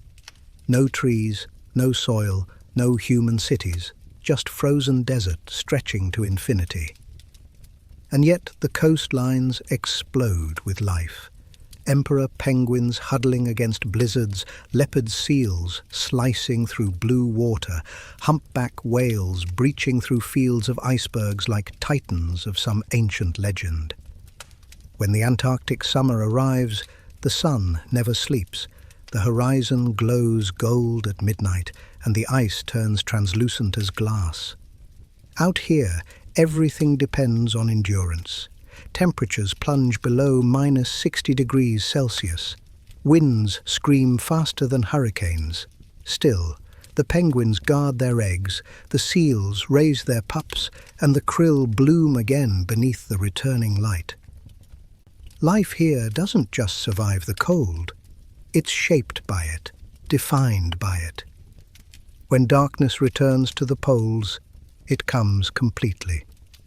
For months the sun disappears beyond the horizon, leaving the world lit only by stars and the eerie shimmer of the aurora, curtains of green and violet light dancing across the black sky. The northern and southern lights are more than spectacle. Their electricity made visible, cosmic wind colliding with Earth's magnetic field. Every ripple is a reminder that even the coldest corners of our planet still hum with energy. Beneath that sky, the animals adapt their rhythms to the darkness. Arctic foxes, their coats turned pure white for camouflage, stalk the tundra under starlight. They can hear prey moving under 2 feet of snow, pinpointing sound with astonishing accuracy before diving headfirst through the crust to strike. In Antarctica, Weddell seals carve breathing holes in the ice using their teeth, their calls reverberating through frozen tunnels like the songs of ghosts. Even in night eternal, the land speaks. And then there are the creatures of the microscopic empire, the extremophiles. In frozen lakes sealed under ice for millennia, scientists have found bacteria still alive, metabolizing slowly, as if time itself pauses for them. Tiny invertebrates like tardigrades and rotifers withstand freezing solid, waiting decades for a drop of warmth to wake them. The same adaptations that keep them alive here might one day help us survive beyond Earth. The poles, in their silence, are laboratories of evolution. The people who live on the edge of this world, the Inuit, the Sami, the Chukchi, understand its balance better than any textbook ever could. To them, the ice is not emptiness, but map and memory. They read snow by its sound, navigate by stars invisible to outsiders, and honor the animals that feed them with ritual and gratitude. Their stories weave science and spirit together, describing the polar bear as a brother, the whale as a teacher, and the northern lights as the souls of ancestors dancing. But even the oldest wisdom can't halt the speed of modern change. The polar regions are melting faster than any other place on Earth.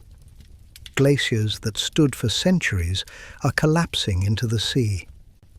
Sea ice vanishes earlier each year, starving polar bears and seals, erasing hunting grounds and traditions.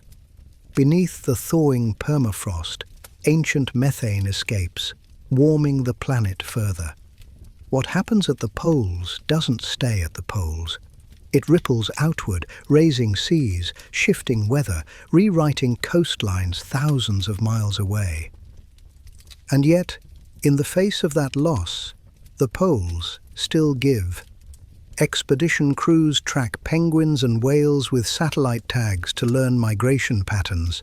Scientists extract ice cores that hold tiny air bubbles from hundreds of thousands of years ago, revealing the story of Earth's past climates. Each layer of ice is a page in the planet's diary, written in frozen air. By reading it, we glimpse not only what we've done, but what we can still prevent. At the very edge of cold, life proves its resilience again and again. A single patch of lichen clings to a rock, feeding on sunlight that barely exists. Tiny algae bloom in ice crystals, staining glaciers red and green. When spring finally returns, it's not with warmth, but with light. Endless, blinding, unstoppable. Snow melts into rivulets that feed the tundra, awakening moss, flowers and insects that must live their entire lives in a single feverish summer. If the jungle is the planet's heart, the poles are its lungs, expanding and contracting with each season, breathing frost and vapor into the global wind. The frozen kingdoms are not barren wastelands. They're proof of the planet's endurance, the last frontier of adaptation. Stand there, even for a moment, and you'll understand. The silence of the Arctic is not absence, but balance. The emptiness of Antarctica is not death, but rest. The ice, like time, seems still, but within it, everything moves. Beneath the white silence of the poles, fire waits. It sounds impossible, heat beneath endless cold. But that paradox is what makes Earth alive. Beneath glaciers and frozen seas, there are volcanoes, shifting plates, rivers of magma. Even at the edges of the world, the planet's heart still beats. This is the fire beneath the ice, a reminder that nothing, not even frost, can quiet creation. Far below Antarctica's frozen surface, volcanoes smolder quietly under miles of ice. They haven't erupted in recorded history, but their heat seeps upward, melting the base of glaciers and sending hidden rivers coursing toward the sea. Some scientists call this network the Ghost Ocean, a vast labyrinth of subglacial lakes and channels that connect under the ice like veins. The largest of these, Lake Vostok, lies buried beneath nearly 4 kilometers of solid ice and holds more than 5,000 cubic kilometers of water, sealed away for millions of years. When explorers first drilled into it, they found strange microbes never seen elsewhere on Earth. Life had endured in total darkness, isolated from the surface since before humans existed. That's the miracle of the frozen world. Even where sunlight fails, warmth lingers from within. In the Arctic, geothermal vents under the sea floor release mineral-rich heat, forming oases for life in a desert of cold. Around them, tube worms, crabs, and ghostly white fish flourish, feeding on chemosynthetic bacteria that turn chemical energy into life. These are the same forces that power the hydrothermal vents of the deep ocean. But here, they glow under ceilings of ice. It's proof that the poles aren't dead ends of the biosphere, but beginnings. The heat that hides beneath the ice doesn't just nurture life, it shapes landscapes. Glaciers move because their undersides melt slightly under pressure, creating slick layers of water that allow them to slide toward the sea. When that melt accelerates, ice sheets collapse faster, calving into icebergs that drift northward like mountains adrift. Some carry within them ancient air bubbles, tiny prisons of prehistoric atmosphere, that when released, tell us what the Earth breathed long before our first fire. Others carry sediments and stones scraped from continents, redistributing minerals as they melt into the sea. Even destruction here carries purpose. In these extremes, you also find one of nature's quietest dramas, volcanic rebirth. When the Icelandic volcano Eyjafjallajökull erupted beneath a glacier in 2010, the mixture of fire and ice sent steam plumes miles high and disrupted global air travel for days. But below that chaos, new land was forming. Black basalt cooled by meltwater, creating fertile soil that would one day host moss and grass. The same has happened countless times throughout history. Ice retreats, fire rises, life returns. It's the rhythm of rebirth written in frost and flame. For scientists, these frozen volcanoes and subglacial worlds are time machines. Studying them is like peering into the early Earth, or into the potential of other worlds. When we imagine life beneath the icy crust of Europa, Jupiter's moon, or Enceladus, a moon of Saturn, we imagine something very similar to Antarctica's buried lakes. Heat beneath ice, liquid water in darkness, microbes thriving where logic says none should. The poles are not just part of our planet's story, they are its prophecy. But fire beneath ice can also destroy. When heat builds faster than ice can melt, pressure triggers violent bursts known as jökullaups, glacial floods that unleash billions of gallons of water in hours, scouring valleys and reshaping landscapes. In Greenland, these floods carve tunnels through ice sheets the size of cities. To witness one is to see the planet exhale, sudden and unstoppable. Nature reminds us that even here, at the edge of nothingness, it holds the power to start over at any moment. And above that trembling ground, life clings on. Penguins huddle tighter, seals raise pups on floes that may soon crack, and Arctic foxes hunt through melting snow for lemmings too fast for their hunger. In spring, when the ice begins to recede, bursts of colour explode across the tundra. Purple saxifrage, yellow poppies, bluebells, flowers that live entire lives in a few short weeks before the cold reclaims them. The contrast is stunning. Fire hidden below, bloom above, both racing against the same clock. As the ice melts more each year, ancient things awaken. Frozen mammoths, perfectly preserved for tens of thousands of years, emerge from thawing tundra.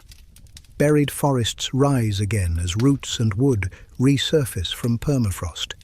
Scientists even find viruses and bacteria long dormant, sparking both wonder and warning. Nature's archives thawing faster than we can read them. The fire beneath the ice, once gentle, now burns too quickly. Still, the frozen kingdoms endure through their rhythm of destruction and renewal. The poles are where Earth reveals its dual nature, fragile and fierce, cold and burning, silent and alive. Every shift in temperature, every spark of magma, every glacier that cracks is part of a planet still learning to balance itself. Stand at the edge of that world, where volcano meets snow, and you feel it. The hum under your feet, the deep vibration of tectonic life. The ice breathes, the fire listens. Together, they keep Earth in motion. When the aurora dances above a volcanic horizon, it looks as if the heavens and the underworld are shaking hands, color and heat twined in the same sky. The cold glows, the dark sings, and for a fleeting moment you understand what the planet has always known. Creation isn't comfortable, but it's eternal. Even in the coldest silence, the fire never dies. The desert looks lifeless at first glance, a kingdom of silence, wind, and blinding sun. Yet step into it, and the illusion shatters. The sand moves, the air shimmers. Every grain whispers stories older than mountains. This is the realm of dunes and mirage, where time itself erodes into dust and still somehow gives birth to life. Stretching from the Sahara to the Gobi, from Arabia to Australia, deserts cover a third of our planet. They are not barren wastelands, but ecosystems shaped by extremes. The heat can sear to 50 degrees by day, then plunge below freezing at night. Rain may not fall for years, but when it comes, it turns wasteland into a garden overnight. Seeds buried for decades burst open, painting the dunes with fleeting blooms, desert lilies, ghost flowers, and sunbursts that live only days before fading back into memory. The desert never dies. It simply waits. Listen long enough, and you'll hear its language, the low moan of shifting dunes, the hiss of wind carving ripples into sand, the rhythmic crack of pebbles colliding in dust storms. Every sound tells a story of movement. The Sahara's dunes, called ergs, migrate like living giants, advancing a few meters each year, sculpted by invisible hands. The sand isn't still, it's restless, eternally reshaping its own face. And yet, life hides everywhere. Beneath the blistering surface, fennec foxes dig burrows to escape the sun, their oversized ears radiating heat like living fans. Camels, the ships of the desert, can travel for weeks without water, storing not liquid but energy in their humps of fat. Scorpions glow blue under moonlight, while horned vipers move in elegant sidewind tracks, leaving cursive signatures across the sand. Each adaptation here is a form of genius, born not from abundance but scarcity. As night falls, the desert transforms. The heat flees, replaced by cold clarity. Stars explode across the sky in numbers unseen anywhere else, their light reflected on dunes like silver fire. Nomads have navigated by these constellations for thousands of years, reading the heavens as their ancestors did, every star a compass, every breeze a clue. The desert, they say, is both enemy and teacher. It strips you down to what truly matters: water, shade, endurance, and belief. For centuries, the Bedouins of Arabia and the Tuareg of the Sahara have followed invisible paths through this emptiness, guided by instinct and memory. To them, the desert is alive. Its winds have moods, its dunes, tempers. They speak of spirits that dwell in dust storms, of whispers carried across the horizon. Science calls it acoustics. But anyone who has stood alone in the dunes knows the truth. The desert speaks, and it listens. Hidden within these arid lands are the bones of ancient oceans. Fossilized shells lie buried beneath dunes, remnants of times when the Sahara was green and filled with rivers.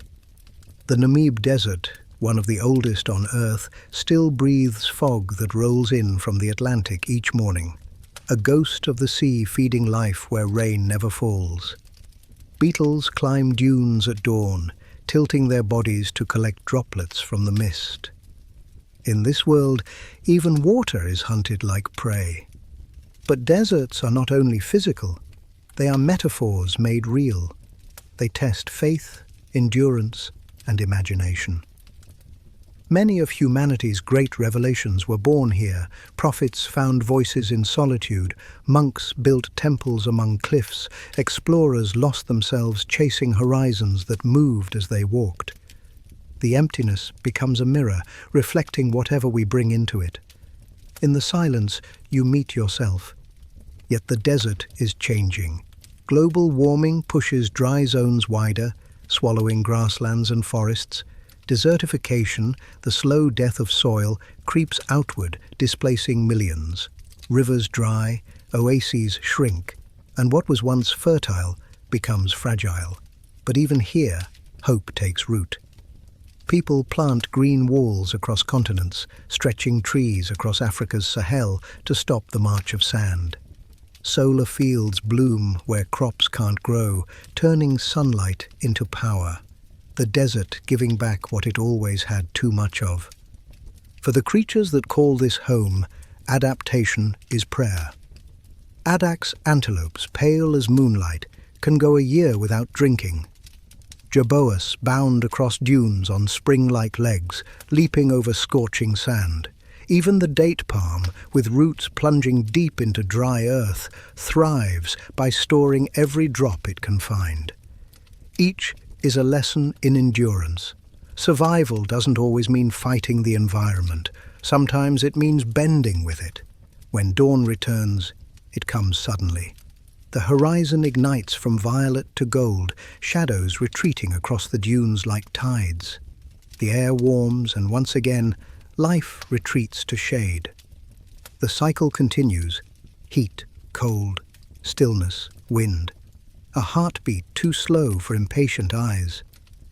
But the desert remembers every footprint, every storm, every whisper. Stand on a dune and close your eyes.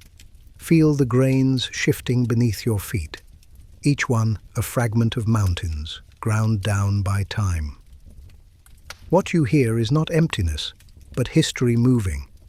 The desert's silence isn't the absence of sound, it's the sound of eternity stretched thin. Out here, nothing lasts, yet nothing truly ends. Wind will erase your tracks before nightfall, but the desert will remember your weight, your breath, your passing. That is its promise, to hold everything and keep nothing. And so it whispers, softly, endlessly, reminding us that even in the harshest places, life listens, waits, and begins again. At midday, the desert becomes a mirror. Heat bends light until the horizon shimmers and the earth seems to melt into sky. What you see isn't real, but it feels real enough to chase. An oasis that fades as you near it. A lake that turns to sand beneath your feet. These are mirages, illusions born from air so hot it bends truth itself. In the desert, even reality learns to waver. But not everything that glimmers is deceit. The same light that tricks the eye also sustains life. Every creature here has learned to make use of the sun, not fight it. Reptiles warm their blood in morning rays before vanishing into burrows. Beetles angle their shells to funnel dew toward their mouths. Desert plants, from the towering saguaro to the thorny acacia, open tiny pores only at night to drink in carbon dioxide, conserving every molecule of water as if it were treasure. Adaptation in the desert isn't optional, it's religion. When the heat is at its worst, movement pauses, the wind drops, the entire world holds its breath. The air itself seems to vibrate, a low hum of energy and silence intertwined. Then, far in the distance, comes the mirage again, a ripple of blue that looks like hope. To early travelers, this illusion was both torment and teacher. It reminded them that what saves you in the desert isn't faith in sight, but trust in memory. You keep walking, not because you see water, but because you remember where it should be. And yet, life still manages to create beauty from brutality. In the Sahara's heart, after rare storms, seeds awaken that haven't felt moisture for half a century. Within days, the sand bursts into color, fields of lavender, crimson and gold stretching across dunes like spilled paint. Insects rise in clouds, birds follow, and for a brief moment, the desert becomes a paradise. Then just as quickly, it fades back to gold and silence. These moments are the desert's secret, that life doesn't need permanence to be profound. Even humans leave their mirages behind, not illusions of water, but civilizations of dust. Ancient cities lie buried under dunes. Ubar, the Atlantis of the sands. Mohenjo-daro, once vibrant with trade. Persepolis, shimmering under Persian suns. The wind covers them slowly, grain by grain, until only whispers remain. Archaeologists dig, revealing pottery, bones, and walls still warm with history. The desert forgets nothing. It simply hides memory until we are ready to find it again. And through it all, the sun reigns as both destroyer and creator. Without its relentless blaze, there would be no mirages, no storms, no cycles of rebirth. The very force that burns also breathes. To stand in the open desert at noon is to feel that duality, punishment and promise in the same light. As evening falls, the mirages vanish, but the magic remains. The desert cools with a sigh that travels for miles, carrying the scent of dust and stone. Shadows stretch across the dunes like rivers of ink, and the sun bleeds into crimson, turning the horizon into fire. It's here, between day and night, that the desert reveals its truest face, not harsh, but holy. Every grain of sand catches the fading light, glowing briefly before surrendering to dusk. When darkness settles, the stars return, endless, unbroken, ancient. You realize then that the desert isn't empty at all. It's a mirror for the sky. Constellations once used by travelers are still visible exactly as they were thousands of years ago. Under that cosmic ceiling, scarab beetles navigate by the Milky Way, and nocturnal birds sweep through cool air, guided by the glint of starlight. Even in stillness, life follows invisible paths. Night brings sound again, the call of an owl, the soft scurry of rodents, the rustle of lizards leaving burrows to hunt. Temperature drops fast, 40 degrees gone in an hour, but the rhythm continues. The sand cat, small and silent, pads over dunes, leaving prints erased by morning. It hunts by hearing alone, catching the faint scratch of insects beneath the surface. Every breath of wind carries life's persistence. Humans, too, have learned to turn this isolation into art. Caravans once crossed continents here, carrying spices, silk and salt, the currency of survival. The Silk Road, stretching from China to the Mediterranean, threaded through deserts where merchants navigated by stars and survival depended on trust. Along the way rose cities like Samarkand and Petra, carved in stone and dream. Their ruins still glow at sunset, pink and eternal. Even the myths of the desert speak of endurance. The Bedouins tell of jinn born from smokeless fire, guardians of dunes and secrets. In Egypt, sandstorms were said to be the breath of gods. The ancients weren't wrong. There's something divine in this emptiness, a presence that humbles. When you walk alone across a sea of dunes and hear nothing but your heartbeat, you understand why prophets came here to listen. But as climate shifts and heat rises, deserts are spreading. Rivers shrink, crops fail, and the mirage of balance grows thinner each year. Yet even now, life adapts. Engineers build solar towers that reflect sunlight into power. Communities cultivate desert farms using mist collectors and underground irrigation. What once symbolized desolation may yet become the key to renewal. The same light that burns could save. At dawn, the first rays return, washing the dunes in pale gold. The desert breathes again. Tracks appear, vanish, and appear anew. A hawk circles, its shadow gliding across ridges older than civilization. The silence doesn't feel empty anymore. It feels full, alive, infinite. To stand in this landscape is to touch time itself. Everything here is motion slowed, transformation extended. Rocks become sand, sand becomes wind, and wind shapes rock again. The desert teaches patience, humility, endurance, the knowledge that nothing is wasted, not even loss. So the mirages remain, shimmering gifts from heat and horizon, illusions that remind us how perception bends before nature's will. They may vanish when you reach them, but they lead you onward, deeper, truer. Because in the desert, chasing what isn't real often brings you closer to what is. And when night returns and the stars rise once more, you'll find yourself listening again. To the hush, the hum, the whisper of sand carrying stories across centuries. That whisper is the desert's heartbeat, steady, eternal, waiting for the next traveler to listen. The forest wakes not with sound, but with breath.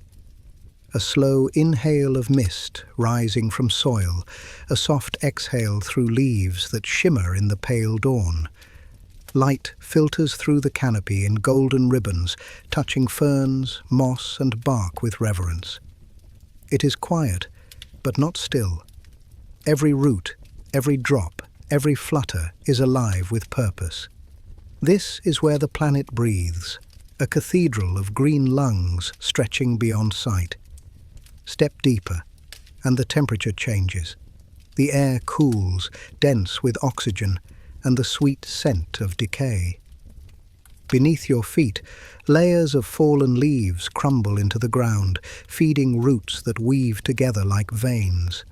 The deeper you go, the louder the silence becomes. In this hidden world, nothing moves without reason. Ants march along invisible highways, carrying burdens 10 times their weight. Vines creep upward in patient spirals, chasing light that filters down like liquid gold. The forest is not chaos, it is choreography. Towering above, the giants stand, trees that have seen empires rise and fall. Some are older than the pyramids, taller than cathedrals. Their bark bears the marks of centuries, lightning scars, animal claws, and the slow etch of time. These titans speak to one another underground, exchanging nutrients and warnings through a vast web of fungi known as the mycorrhizal network. Scientists call it the wood wide web, but to the forest it has always been communication, roots whispering in the dark, ensuring survival. Everywhere, life builds upon life. Fallen trunks become nurseries for seedlings. Mushrooms bloom like lanterns in the shade. Frogs cling to the undersides of leaves, their skin slick with dew. Birds dart between branches, streaks of color and song. Even the air hums with invisible life, spores, pollen, the heartbeat of 1 trillion unseen organisms. In the forest, death is never final. It's merely transformation. When rain comes, it does not fall. It sings. Each drop strikes a leaf, a branch, a pool of mud, merging into a melody of motion. The ground darkens, the scent sharpens, and everything seems to breathe a little deeper. Water races down roots and rivulets, recharging streams that feed rivers miles away. What happens here echoes across continents. The forest's exhale becomes the planet's weather, its rhythm, the world's pulse. Not all forests are the same, yet each holds its own kind of mystery. In the tropics, vines twist like serpents around trunks that scrape the clouds. In the boreal north, pines hum in the wind, their needles sharp as whispers. Temperate woodlands glow with autumn fire, while mangrove forests rise from the sea on tangled stilts. Together, they cover 1/3 of the Earth's land and sustain every breath we take. Life here does not rush. Time in the forest moves differently, slower, steadier. A sapling might wait a century for its chance at sunlight. A river might carve a path for millennia before it finds the sea. Yet within that patience lies strength. The forest endures storms, droughts, even fire, and still it grows back. Green always finds a way to return. Humans once understood this rhythm. Our ancestors lived in step with the woods, taking what they needed, giving back what they could. They worshipped trees as gods, carved them into totems, and built their homes from their bones. But somewhere along the way, we forgot. Chainsaws replaced prayers, smoke replaced mist. Every minute, Forests the size of football fields vanish beneath the hum of machines. What took centuries to grow disappears in seconds. And yet the forest forgives. In abandoned places, trees reclaim the earth.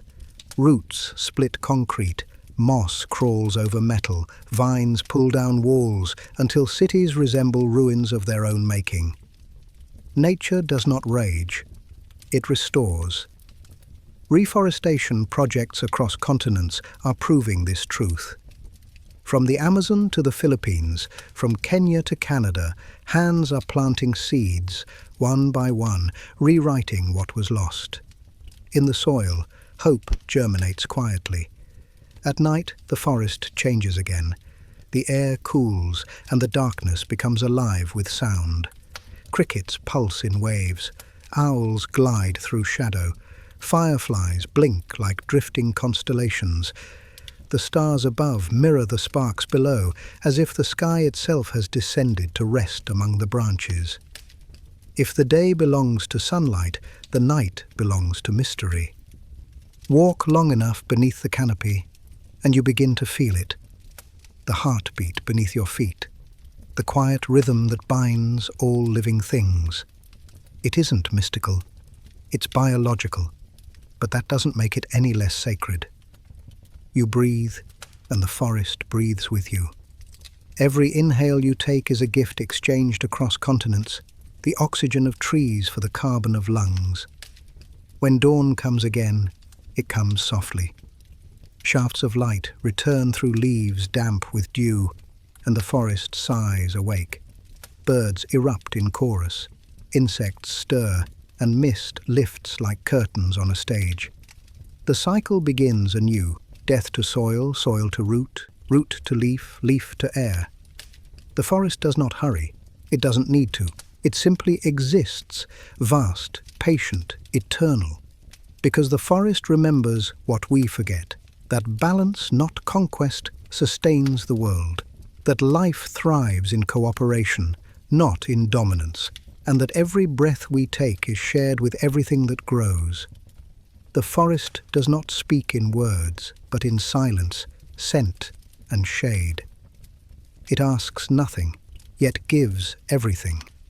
You can hear it if you listen, the soft rustle of leaves, the creak of branches, the slow exhale of the earth itself. That is the breath of the trees, the sound of a living planet reminding you that you belong here too. When you walk beneath the canopy long enough, your senses begin to shift. What was once background noise becomes language. The rustle of leaves, the distant crack of branches, the soft hum of insects stitching sound into the air. The forest doesn't speak in words, but it communicates in rhythm and vibration. The longer you listen, the clearer it becomes. Beneath the green silence are voices, each one ancient, each one alive. In every forest, there is a hidden world just out of sight, the understory where shadow and humidity rule. Ferns stretch toward fragments of light that pierce through the canopy like falling stars. Mushrooms bloom in damp soil, glowing faintly with bioluminescent blue, a reminder that even darkness creates its own form of light. Ant colonies build cities below roots, termites raise towers from earth and saliva, and beetles carve tunnels through fallen trunks. This is the unseen machinery of the world, dismantling death to build life again. For every towering tree above, thousands of creatures below labor to sustain it. The mycorrhizal network, an invisible thread of fungal connections, transfers nutrients between trees. When one tree struggles, its neighbors feed it. When pests attack, warnings ripple through the soil. What seems like competition is actually collaboration, a forest acting as a single organism, sharing, responding, surviving together. And then there are the great wanderers, the mammals of the shadow world. Tigers padding silently through bamboo groves, stripes melting into beams of sunlight. Gorillas in misty mountains, moving with a slowness that feels almost sacred. elephants threading through jungle paths, remembering routes carved generations ago. In their eyes lies an intelligence that transcends instinct. They mourn their dead, recognize friends, and navigate vast green labyrinths by memory alone. The forest isn't just their home, it's their inheritance. As dusk falls, the transformation begins. The light fades from emerald to indigo, and the nocturnal awaken. Bats flutter like paper through the trees, their ultrasonic calls bouncing off trunks in perfect navigation. Frogs begin their chorus, 1,000 overlapping croaks and chirps forming the soundtrack of night. Even the air changes texture, thicker, cooler, charged with unseen movement. The forest breathes slower now, conserving energy, preparing for the delicate chaos of darkness. But the shadows are not always gentle. Predators move in silence. The leopard, ghost of the canopy, leaps from branch to branch, vanishing into leaves. Owls, masters of stealth, glide soundlessly overhead, hearing the rustle of a single mouse on the forest floor. The night here is not empty. It's alive with watching eyes and patient hunger. Yet even among danger, beauty thrives. Fireflies flicker like living stars, signaling to mates in brief bursts of coded light. Their glow reflects off pools and petals, turning the forest into a living constellation. Biologists call it communication, poets call it magic. In truth, it is both, the science of survival written in light and movement. And somewhere deep within this green ocean, rivers snake through darkness, carrying secrets from one world to another. The Amazon, the Congo, the Mekong, arteries of the planet, feeding everything they touch. Along their banks, capybaras rest like sentinels, kingfishers dive in flashes of blue, and caimans lurk, half-submerged, eyes reflecting moonlight. Each river sings a different song, but all flow with the same message. Life is motion, and even silence moves. The forest is not just a place, it's a process, a constant negotiation between light and shadow, growth and decay. Trees fall, fungi bloom, insects feast, and from that feast, new life rises. It's a system so intricate that disrupting one thread can unravel the whole. And humanity, for all its brilliance, has tugged at those threads for centuries, cutting, burning, replacing wilderness with emptiness. Every lost forest takes with it not just oxygen or beauty, but history, the genetic memory of millions of years. Still, the forest endures. Seeds buried deep survive fire. Roots find cracks in rock and start again. In abandoned logging sites, saplings sprout through ash, reaching for light like hope incarnate. Conservationists call it succession, nature's quiet resilience. Where humans clear, the earth restores given time. The green tide always returns. If you stand still in the heart of the forest long enough, something extraordinary happens. The noise fades. Your breathing slows. For a moment, you feel the rhythm beneath everything. The pulse of photosynthesis, the hum of insects, the gentle sway of air through branches. It's not imagination, it's connection. The same pulse that beats in your veins, the same carbon, the same breath. For all our cities and machines, we are not apart from this. We are of it. Every lungful of air you take began as sunlight captured by leaves. Every heartbeat echoes the same rhythm as rain hitting soil. To harm the forest is to harm the part of ourselves that remembers what it means to belong.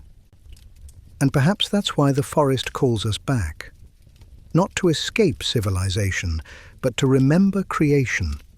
To step into that shadowed light and be reminded that we are temporary, but the rhythm is eternal.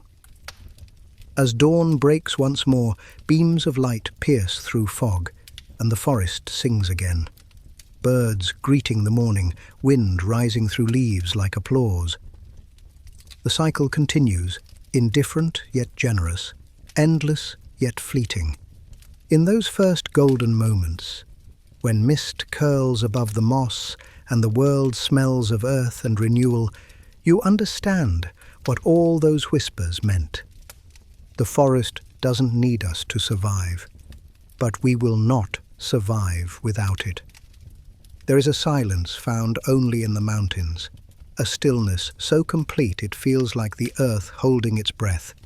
The air is thinner here, sharper, cleaner. Every inhale burns slightly, every exhale becomes cloud. Above you, peaks pierce the sky like frozen waves. Below, valleys spill into haze, forests fading into memory. These are the high places where stone meets heaven and the planet reveals its bones. To stand on a mountain is to touch time. The rock beneath your feet was born from fire, folded and crushed by forces so ancient they defy imagination. Some peaks rose from seabeds, fossils of long-dead creatures still locked inside. Others were carved by glaciers, patient sculptors that scraped the world into shape grain by grain. Every ridge and crevice is a record, a scripture written in granite. The Himalayas, the Andes, the Rockies, the Alps, they differ in form but share the same essence, endurance. They've watched oceans recede, forests migrate, and civilizations flicker like fireflies. To them, we are barely a blink. Yet despite their immensity, mountains are alive in ways most never see. Wind is their breath, water is their pulse. Snow melts into rivulets that braid into rivers, feeding valleys and cities thousands of miles away. The mountains don't just stand, they give. Without them, half the world's fresh water would vanish. Every flake of snow is a promise, a reservoir waiting to melt, to nourish life far below. Among these giants live beings perfectly tuned to survival.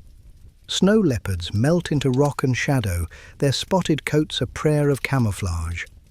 Ibex and mountain goats defy gravity, climbing cliffs that seem impossible. Golden eagles ride updrafts higher than aircraft, scanning for movement in the stone labyrinth below. Even the plants are miracles of persistence, tiny alpine flowers clinging to cracks, their roots gripping ice, their colors defying the monochrome world around them. To the people who inhabit these high realms, the mountains are not scenery, they are spirit. The Sherpa of Nepal call Everest Chomolungma, the mother goddess of the world. The Andean Quechua speak of Apu, the mountain spirits who guard valleys and herds. The Tibetans see peaks as the abodes of deities, not to be conquered but respected. Even in myth, we instinctively understood that to challenge a mountain is to test the soul. The higher you climb, the quieter the world becomes. The chatter of forests fades, replaced by wind that howls like a living voice.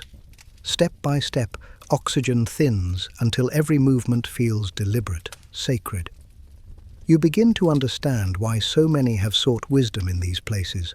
Monks meditating in stone caves, hermits carving prayers into rock, climbers chasing meaning through exhaustion. Up here, distraction dies, only focus remains. But beauty has teeth. The same cliffs that dazzle can kill. Avalanches fall without warning, snowfields conceal crevasses deep enough to swallow sound, and storms can turn skies from blue to black in seconds.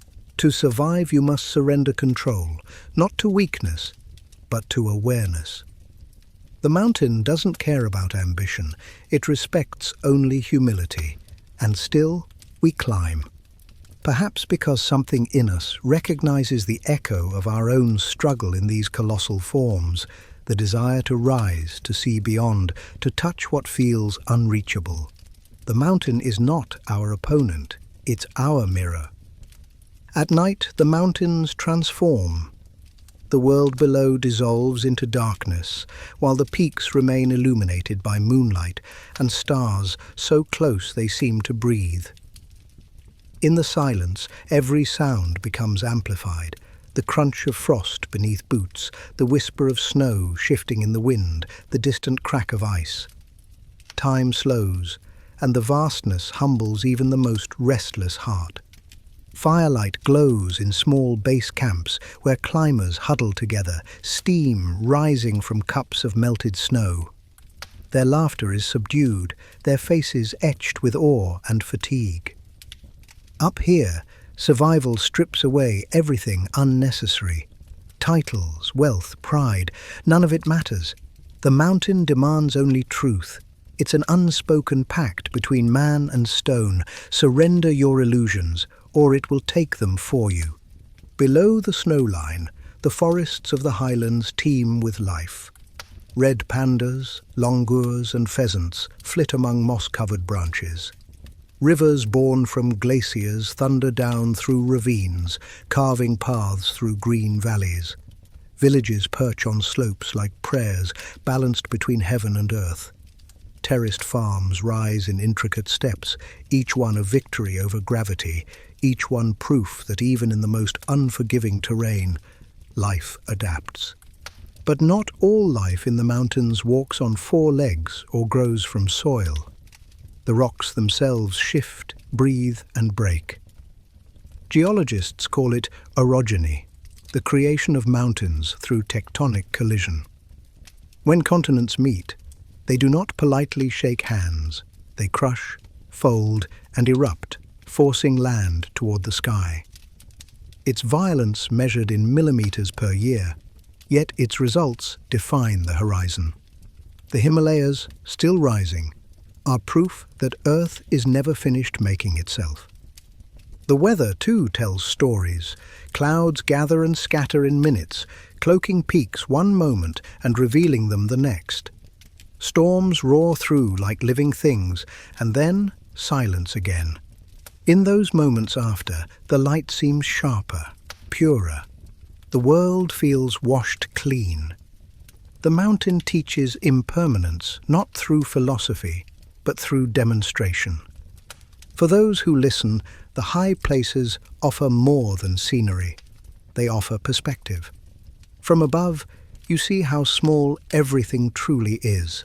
Cities reduced to specks, rivers winding like threads, the curve of the earth stretching toward forever. The worries of the valley fade, replaced by the clarity that only altitude can bring. It's no wonder that so many cultures built temples in these places. Altitude, they believed, brought proximity to the divine. And yet, as we ascend, we also leave behind the abundance of air, warmth, and comfort, the very things that make life easy. The mountain strips away everything until only essence remains. In the thin air, you meet yourself. Every breath is effort, every heartbeat a reminder that life is not guaranteed but earned. The view from the summit isn't a reward, it's revelation. When dawn breaks on the peaks, the first light touches snowfields like fire. The world below still sleeps in shadow, while the mountains ignite in gold and rose. Wind sweeps through the ridges, carrying the sound of melting ice, soft, rhythmic, eternal. You realize then that the mountain doesn't rise into the sky. It holds the sky up, and as you descend, leaving the world of clouds behind, you carry something invisible with you, a stillness, a weightless calm that only the high places can give. It is the echo of stone, the hum of altitude, the quiet reminder that to rise is not to escape the world, but to see it more clearly. The mountains are not monuments to solitude. They are symphonies of endurance, living testaments to patience and power. They remind us that greatness is not loud, that permanence requires pressure, and that even the hardest stone began once as molten fire. Down in the valleys, rivers rush and trees bend in wind. But above it all, the mountains remain, steady, silent, eternal. They are the Earth's heart, beating in stone. When you rise high enough, the clouds no longer hang above you, they drift beneath your feet. The air thins until breath becomes a conscious act, each inhale sharp as glass. The world below fades into a blur of blues and greens, distant and unreal. Up here, among ridges crowned with ice and silence, you begin to understand why the ancients built their temples in the sky. These are the echoes above the clouds, where Earth meets eternity. The soundscape changes first. Winds rush like tidal waves, colliding with stone and swirling into invisible rivers. The mountain speaks through them, groans, sighs and whispers that bounce between peaks. When storms gather, thunder doesn't roll across the sky. It ricochets between summits, multiplying until the air itself vibrates. Lightning fractures the heavens, striking ridges older than time. Each flash feels like creation restarting. Here, life clings to impossibility. Snow finches wheel in thin air, their wings slicing gusts too strong for most birds to master. Tiny marmots dart between boulders, vanishing into crevices when shadows pass overhead. Lichens, half plant and half fungus, paint the rocks in orange and green, surviving on light, frost, and patience. Even in this desolation, photosynthesis continues, slow but stubborn. The higher the altitude, the more profound the persistence. Clouds roll through valleys like tides, swallowing and releasing the peaks in rhythmic cycles. At dawn, the mist glows rose gold. By noon, it blazes white. By evening, it dims to violet. Travelers who climb into that shifting ocean speak of a strange sensation, the sense that they're walking not on land, but through air made visible. In those moments, the boundary between sky and earth dissolves, and everything feels infinite. Human presence in this world is fleeting but sacred. Monasteries cling to cliffs as if sculpted by the wind itself. The monks who live there rise before sunrise, their chants carried down the valleys like threads of smoke. Their prayers are not petitions, but harmonies, joining the pulse of the mountain. Each syllable echoes through stone corridors and vanishes into mist, becoming part of the weather. Climbers, meanwhile, leave their own offerings: flags, cairns, names carved discreetly into rock. They know that any mark they make will eventually vanish beneath snow and wind, but they leave them anyway, small gestures of reverence to something beyond measure. To reach a summit is to glimpse the curve of the planet and realize how little of it we truly own. The higher one climbs, the simpler existence becomes. Hunger, thirst, fatigue, everything distills into survival. The mountain strips away complexity until only will remains. Up here, the echo is not a sound. It's a reflection of heartbeat, of breath, of the quiet within. At night, the peaks glow under the stars, as if the universe itself has descended to rest on their shoulders. The Milky Way stretches like a silver river from horizon to horizon, and the moon sharpens every ridge and shadow. In this thin air, sound travels differently, crisper, lonelier. The clink of an ice axe, the crunch of snow, even the murmur of breath seems amplified against the walls of the world. Below the surface calm, the mountain still moves. Glaciers creak and crack like slow thunder, carving valleys in silence. Snowfields drift and resettle with every gust. To the untrained eye, it looks still. To the mountain, it is constant motion. The peaks remember every storm, every climber, every avalanche. Each scar tells of survival, not defeat. In these upper realms, death and beauty coexist. Frostbite and sunlight share the same space. The air is pure but merciless, the views breathtaking but dangerous. To stay too long is to gamble with time itself, oxygen dwindling, cold creeping, thought slowing. And yet, those who ascend speak of a strange peace, a surrender not to death, but to awareness. Up here, you cannot control the mountain. You can only join it. Sometimes, just before dawn, a phenomenon called the alpenglow sweeps across the horizon. The snow turns pink, then crimson, then gold, a living fire burning without heat. The light lasts only minutes, but it transforms everything. Shadows vanish, peaks ignite, and for that brief moment, the world feels both ancient and newborn. To witness it is to feel eternity flicker in your chest. As morning advances, wind rises again, chasing mist through ravines. Eagles emerge from invisible ledges, riding thermals higher and higher until they disappear into blue. From above, they see the great rivers beginning as droplets of meltwater, trickling from ice into streams, then into life. What begins in frost becomes the veins of the earth. The mountains feed the planet with each thaw, quiet alchemy turning ice into flow. And still, they call to us. Something deep within the human spirit is drawn to heights, not for conquest, but for communion. Every culture on earth has looked upward and imagined gods, ancestors, or meaning waiting there. Mountains embody that yearning. They remind us that transcendence is not found in distance, but in perspective. To climb is not to escape the world, but to understand it from another angle. As you descend from the heights, the sound returns. Rivers, forests, the low hum of life. The silence of altitude lingers in your ears like an afterimage. You realize that the mountain was never silent at all. It was speaking in frequencies too vast to hear, too slow to measure. The voice of stone and wind echoing through millennia. When you reach the valley again, you carry that resonance with you. The stillness, the clarity, the echo above the clouds.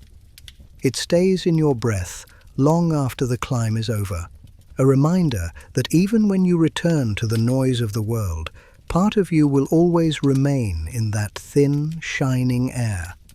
Because once you've stood above the clouds, you never truly come back down. Beneath every mountain, every forest, every ocean floor, the planet burns.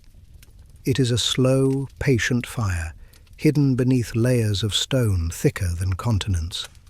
We walk across its surface daily, unaware that only a fragile crust separates us from a sea of molten light. This is the heart of the earth, where pressure forges stone into flame and silence becomes thunder. If you could travel downward, you would first feel the temperature climb. The ground darkens, rocks shimmer, air grows heavy. Minerals begin to flow like wax. Below the crust lies the mantle, a realm of magma so vast it makes oceans seem shallow. It moves in waves too slow to see, yet powerful enough to shift entire continents. Each ripple pushes mountains upward and opens cracks that birth new sea floors. To watch it would be to witness the planet breathing, an inhale of creation, an exhale of destruction. Through these shifting plates rise volcanoes, the planet's lungs of fire. When pressure becomes unbearable, the Earth exhales. Magma bursts through the crust, turning night to day, sky to ash. From the Pacific Ring of Fire to Iceland's frozen plains, these eruptions sculpt the surface with brutal artistry. Lava solidifies into new land, fertile soil, and islands that bloom with life decades later. What begins as violence becomes foundation. Some volcanoes whisper instead of roar. In Hawaii, molten rivers flow gracefully, glowing red against the dark. In Italy, Vesuvius sleeps uneasily over cities built on its shadow. In Indonesia, Krakatoa once erupted so fiercely that its sound circled the world 3 times. Yet Each eruption, no matter how terrifying, is part of the same story. Earth remaking itself again and again. Deep below, near the core, lies pressure beyond comprehension. Here, metals melt and crystallize under forces millions of times stronger than gravity's pull at the surface. The outer core, a churning sea of molten iron and nickel, moves with such intensity that it generates Earth's magnetic field, an invisible shield deflecting solar radiation, allowing life to exist at all. Without that invisible armor, every living thing would be scorched by the sun's wrath. Farther still lies the inner core, a sphere of solid metal hotter than the surface of the sun, yet frozen by pressure so immense it forbids motion. It spins separately from the rest of the planet, a beating metallic heart within a body of rock. Every earthquake, every eruption, every mountain raised or destroyed begins here, in the deep rhythm of that unseen pulse. But the planet's fire doesn't only dwell in secrecy. It touches the surface in quiet ways. A hot spring steaming in snow. A geyser erupting with clockwork precision. The slow seep of warmth through volcanic soil where seeds take root in impossible places.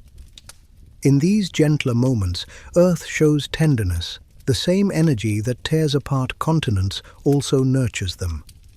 Where magma meets ocean, new worlds rise. Beneath waves thousands of meters deep, hydrothermal vents hiss and boil. Around them flourish ecosystems without sunlight, tube worms, clams and bacteria that live on chemicals instead of light. These underwater volcanoes are reminders that creation isn't always visible. Sometimes life begins in darkness, fed by heat rather than radiance. The deeper scientists explore, the clearer it becomes that fire and life are inseparable. Every breath we take, every drop of rain, every piece of land owes its existence to the furnace below. The soil that feeds forests once flowed as lava. The minerals in our blood were forged in the planet's molten forge. To study geology is to read the autobiography of a living world, written in ash, pressure, and time. The deeper we look, the more we realize that Earth's fire is not chaos, it's choreography. Every eruption, every quake, every plume of steam follows patterns written in the planet's molten script. The continents themselves are dancers on this fiery stage, gliding slowly atop the mantle's convection currents. It's hard to imagine such vast movement, but even now, as you read this, Africa inches northward toward Europe. The Pacific shrinks, and the Himalayas rise ever higher. The world beneath our feet is not still. It's alive. For humanity, this fire has always been both terror and teacher. Our ancestors gathered around smaller versions of it, campfires born of lightning strikes, to cook, to gather, to tell stories. The flames that once kept predators away now power cities, forge metal, and launch rockets into the sky. We learned to borrow the Earth's heat, to turn destruction into creation. Volcanoes gave us fertile soil, geothermal energy, and obsidian sharp enough to carve history itself. The same forces that could annihilate us also sustain us. In certain corners of the planet, you can still feel the heartbeat of that energy just beneath the skin of the world. In Iceland, the earth breathes steam through fissures and geysers, painting the air with mist. In Japan, onsens bubble with volcanic heat, healing body and spirit alike. In Yellowstone, the ground hisses, alive with pressure waiting to escape. Standing there, you realize that the ground is not solid. It's a membrane between calm and creation. But the fire is not always kind. Entire civilizations have been reshaped by its fury. Pompeii frozen beneath ash, Tambora blotting out the sun, whole islands swallowed by molten sea.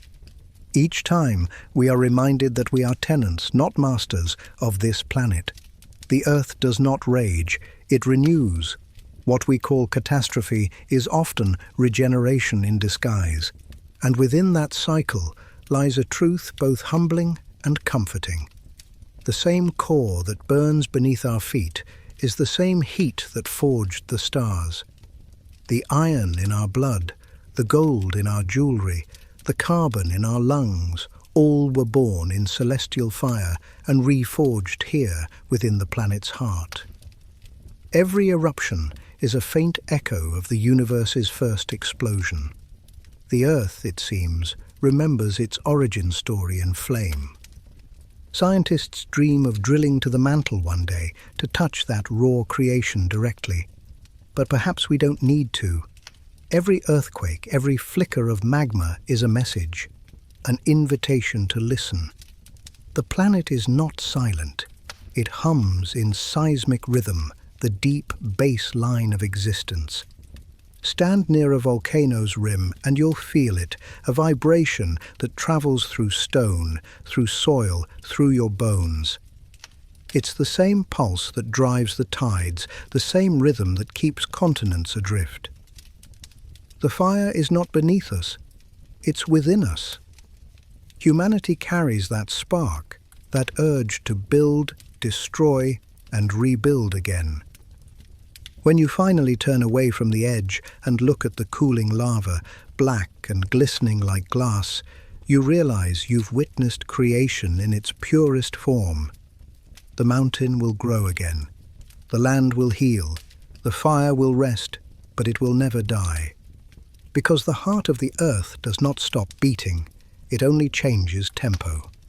Sometimes the planet raises its voice, not with words, but with motion, a deep vibration that rolls through rock and water and bone.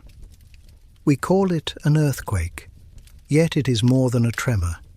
It is the earth reminding us that beneath calm soil lies unimaginable power. When the planet shifts, the sound cannot be heard by ears alone. It travels through mountains, echoes through oceans, and lingers in the atmosphere like a pulse. The crust on which we live is a jigsaw of plates, vast slabs of stone floating atop a molten sea. For millions of years they have drifted, collided, and broken apart in slow motion. But every so often, pressure builds where they meet. Too much weight, too much heat, and the grip slips. In a single instant, stored energy releases, and the ground ripples like water. Entire cities sway. Rivers change course. Mountains rise a little higher. The earth clears its throat. In places like Japan, Chile, and the Philippines, people know this voice well. It is both feared and respected. They build their homes to sway, their hearts to endure. When the ground groans, they do not panic. They listen. Because they understand that this power, though destructive, is also creative. The same tectonic force that destroys cities also raises new lands, opens hot springs, and reshapes coastlines. From destruction, new geography is born. Beneath the oceans, the voice becomes song. Submarine earthquakes send waves racing outward, tsunamis, walls of moving water that can cross entire oceans before breaking on faraway shores. Scientists track them with satellites, trying to predict their arrival, but even with all our technology, we can't silence them. The planet will always have the final word. Yet the Earth doesn't always shout. Sometimes it whispers, a distant rumble, a gentle tremor felt by no one. These are the sighs of shifting plates, the small releases that prevent greater catastrophe. Like breaths between storms, they remind us that balance is constant negotiation. The earth never truly rests. It simply changes rhythm. In remote valleys and deep caverns, those who have listened long enough say they can feel this rhythm in their chests. Miners speak of stone that breathes, of tunnels that hum before collapse. Scientists confirm what intuition has known for centuries. Before an earthquake, the ground emits tiny electrical signals, and animals sense them. Dogs whine, birds rise, fish scatter. The planet speaks first to those who still live close to its pulse, and when it finally does roar, it is awe-inspiring. Fault lines rupture like lightning frozen in stone. Streets crack open, rivers leap from their beds. In that moment, the illusion of permanence vanishes. We remember what we are, guests on a living world, small and temporary. Yet even amid chaos, beauty lingers.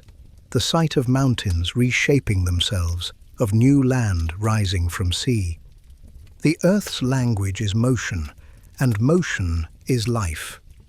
Every tremor, every eruption, every fault that slips is a syllable in the planet's endless story of becoming.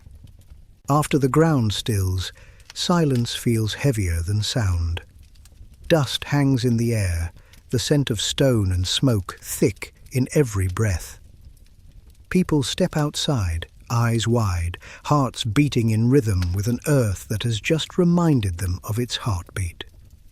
For a moment, the world feels new again, rearranged, raw, alive. From space, scientists can see the aftermath as faint scars, coastlines shifted, rivers redrawn, mountains grown by a few inches. Each quake, no matter how catastrophic, leaves behind a geological memory. It's the planet writing in deep time, etching its story into strata for future generations to read. 1,000,000 years from now, geologists will find the layers of this moment and say, "Here, the Earth spoke here." Volcanoes and earthquakes are not enemies of life. They are its architects. Without them, continents would stagnate, oceans would vanish, and the air would grow stale. The violent reshaping of the surface keeps the planet breathing. It drives the carbon cycle, replenishes minerals, and renews the crust. Beneath destruction hides the greatest act of preservation imaginable, renewal through change. Ancient civilizations saw this truth long before science explained it. To the Aztecs, earthquakes were the shudder of gods remaking the world. To the Japanese, they were the movement of a great catfish beneath the sea. The Greeks imagined Poseidon striking the earth with his trident. These myths weren't wrong. They were poetry made from observation, the understanding that the ground is not dead, but divine. Today, we measure tremors with seismographs and plot them on maps. We give them magnitudes and coordinates, as if naming them tames them. But standing on quaking ground, surrounded by the groan of bending steel and falling stone, no number feels large enough to capture the experience. It is the planet's roar, ancient and infinite. When the shaking ends, people rebuild. Cities rise again, sturdier, wiser. Forests regrow over scarred valleys, roots stitching the earth together. Coral reefs, reborn after underwater quakes, provide shelter for fish once more. Nature does not mourn. It adapts. It listens, responds, evolves. The earth speaks, and life answers. In the stillness that follows, you can sometimes feel an echo beneath your feet, faint, steady, eternal. It's the same vibration that travels through the mantle, that stirs magma in its chambers, that hums at the edge of hearing when wind passes through stone. That hum never stops. It is the sound of the earth turning, the whisper of continents in conversation. Stand on any ground long enough and you'll sense it, the low frequency of existence itself. It's not just beneath mountains or oceans or deserts. It's everywhere, a reminder that the planet is never asleep. The earth speaks constantly, and though its voice may shake the sky, its message remains the same. Change is not the end. It is the beginning. Before there was land, there was water. The planet's first breath rose not from soil or stone, but from waves that stretched endlessly beneath a young sun. Today, those same oceans still cover more than 70% of Earth's surface, cradling almost all known life. They are the planet's memory, its bloodstream, its mirror. To look upon the sea is to gaze into the origin of everything. The color itself seems alive, shifting from turquoise shallows to midnight abyss. Light barely penetrates its depths. Beyond 200 meters, sunlight vanishes, leaving a realm lit only by creatures that make their own glow. Down there, where pressure could crush steel, bioluminescent life flickers in silent constellations. Jellyfish pulsing in ghostly rhythm, lanternfish drifting like floating embers. The deep ocean isn't empty. It's a galaxy turned inward. Above, in the sunlit shallows, coral reefs bloom with impossible color. Each coral is a city, built by countless tiny architects called polyps, working together to create structures so vast they can be seen from space. Within these underwater metropolises swim schools of fish, flashing silver like mirrored storms, sea turtles gliding through corridors of light, and sharks moving with slow, deliberate grace. Apex predators in a cathedral of motion. Every wave tells a story of distance. The water that laps a Philippine shore today may have once touched Antarctica centuries ago. The ocean currents are Earth's circulatory system, transporting heat, nutrients, and life around the globe. The Gulf Stream, the Kuroshio Current, the Antarctic Circumpolar Drift. Each acts as a conveyor belt of energy, balancing the climate, feeding the skies with vapor that returns as rain. Without these moving rivers, the planet would freeze or burn, and the oceans breathe. At their surface, microscopic plants called phytoplankton capture sunlight and carbon dioxide, producing more than half the oxygen on Earth. Every second breath you take comes not from forests, but from the sea.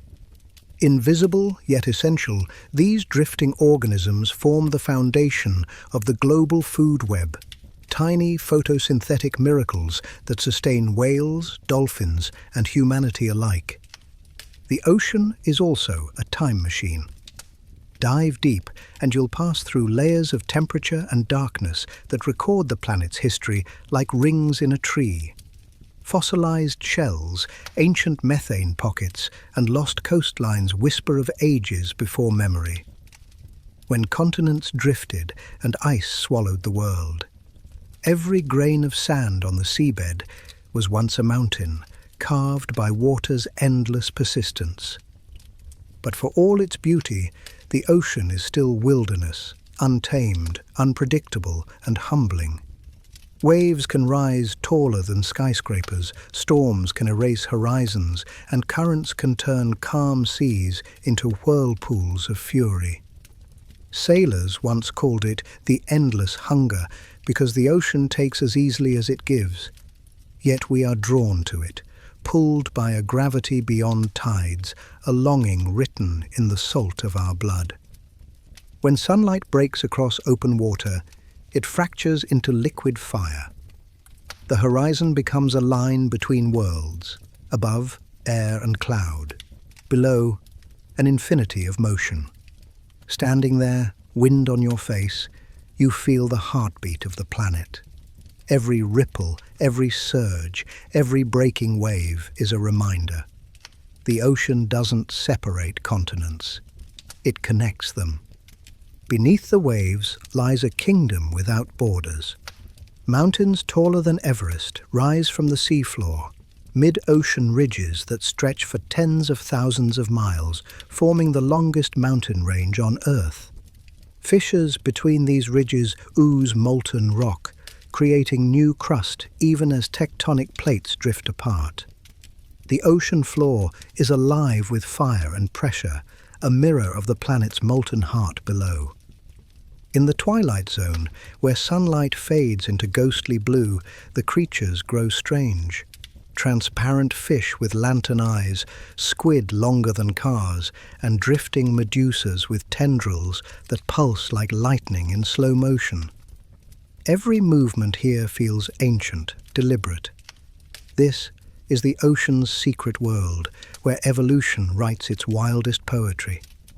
But even the deepest waters cannot escape the reach of humankind. Plastic finds its way into trenches, ghost nets drift endlessly, and oil slicks spread like bruises across the surface. The ocean absorbs more than half the world's carbon dioxide, buffering our mistakes, but at a cost. Its chemistry changing, its reefs bleaching, its currents warming. Scientists warn that if the ocean falters, so will the sky, the land, and life itself. Yet hope, like the sea, is resilient. Across the world, guardians of the ocean rise to defend it. Divers plant coral fragments in damaged reefs, rebuilding one polyp's home at a time. Fishermen in small island nations turn hunters into protectors, establishing marine sanctuaries where life can rebound. Technology joins the cause, drones mapping illegal trawlers, satellites tracing currents, and new biodegradable materials replacing centuries of waste. The tide of change, though slow, has begun to turn. For those who live by the water, the relationship with the sea is intimate. The Polynesians once navigated entire oceans using only stars, wind, and wave patterns. No compass, no map, only instinct and respect. Coastal communities still measure time not by clocks, but by tides. To them, the ocean is not scenery, it's kin. They read its moods, sense its warnings, and speak of it with reverence. When storms roll in, the horizon disappears, and the sea becomes sky. Lightning fractures the dark, waves roar like living beasts, and ships rise and fall as if caught in the breath of gods. But after every tempest comes stillness, a calm so vast it feels eternal. Sunlight pierces the cloud cover, glinting on ripples that stretch farther than the eye can see. In that silence, the ocean seems to rest, as if exhaling after a story well told. At night, bioluminescence paints the water in streaks of blue fire. Each motion, each oar stroke, each leap of a dolphin ignites light beneath the surface. It's the sea's quiet celebration, a dance of energy and life beneath the stars. To witness it is to understand that the ocean is not just water, it's living memory, rhythm, and radiance. And when you finally stand at the edge of that vast horizon, where wind tastes of salt and the world seems infinite, you realize the truth the ocean has whispered for millennia. We are not apart from it. We are of it. Beneath the reach of sunlight lies another world, a place so alien it might as well belong to another planet. The ocean's deepest zones, the abyssal plains and hadal trenches, are the Earth's final frontier. Down here, pressure crushes everything except the things born to endure it. Darkness reigns, but life still finds a way to glow. The descent begins with silence. As you sink past the last flicker of light, color drains away. Red disappears first, then orange, then yellow. By 1,000 meters, only shades of blue remain. At 4,000, even that vanishes, replaced by black so complete it swallows thought. Yet in this vast night, billions of creatures drift. Some are transparent as glass, others emit cold fire. They pulse, flash, and shimmer like constellations scattered through ink. Explorers once believed nothing could live at such depths. Then came the cameras and submersibles, fragile machines descending into pressure more than 1,000 times that of the surface. What they found rewrote biology. Fish with jaws hinged like traps, shrimp that feast on volcanic vents, and blind crustaceans navigating by vibration alone. The deep ocean, it turned out, is not barren. It is teeming, dreaming, alive. At hydrothermal vents, where the planet's molten heart touches seawater, black chimneys spew clouds of minerals hotter than boiling point. Instead of sunlight, life here feeds on chemosynthesis, bacteria turning chemical energy into sustenance. Entire ecosystems bloom around these towers, giant tube worms, ghost crabs, and colonies of organisms that have never seen a single sunrise. It's a reminder that life doesn't depend on light. It depends on energy and will. Elsewhere, whale carcasses drift downward. Whale falls, the forests of the deep. When a leviathan dies, it becomes a floating city of nourishment. Hagfish, snails and worms gather to feast for decades, recycling every cell until only bone remains. Even in death, the ocean sustains life. Farther below, in trenches like the Mariana and the Tonga, the seabed plunges nearly 11 kilometers. Here, the temperature hovers near freezing, and pressure would flatten any unprotected machine. Yet still, the cameras reveal movement. Snailfish with translucent skin, amphipods the size of fists, and bacteria thriving inside the mud.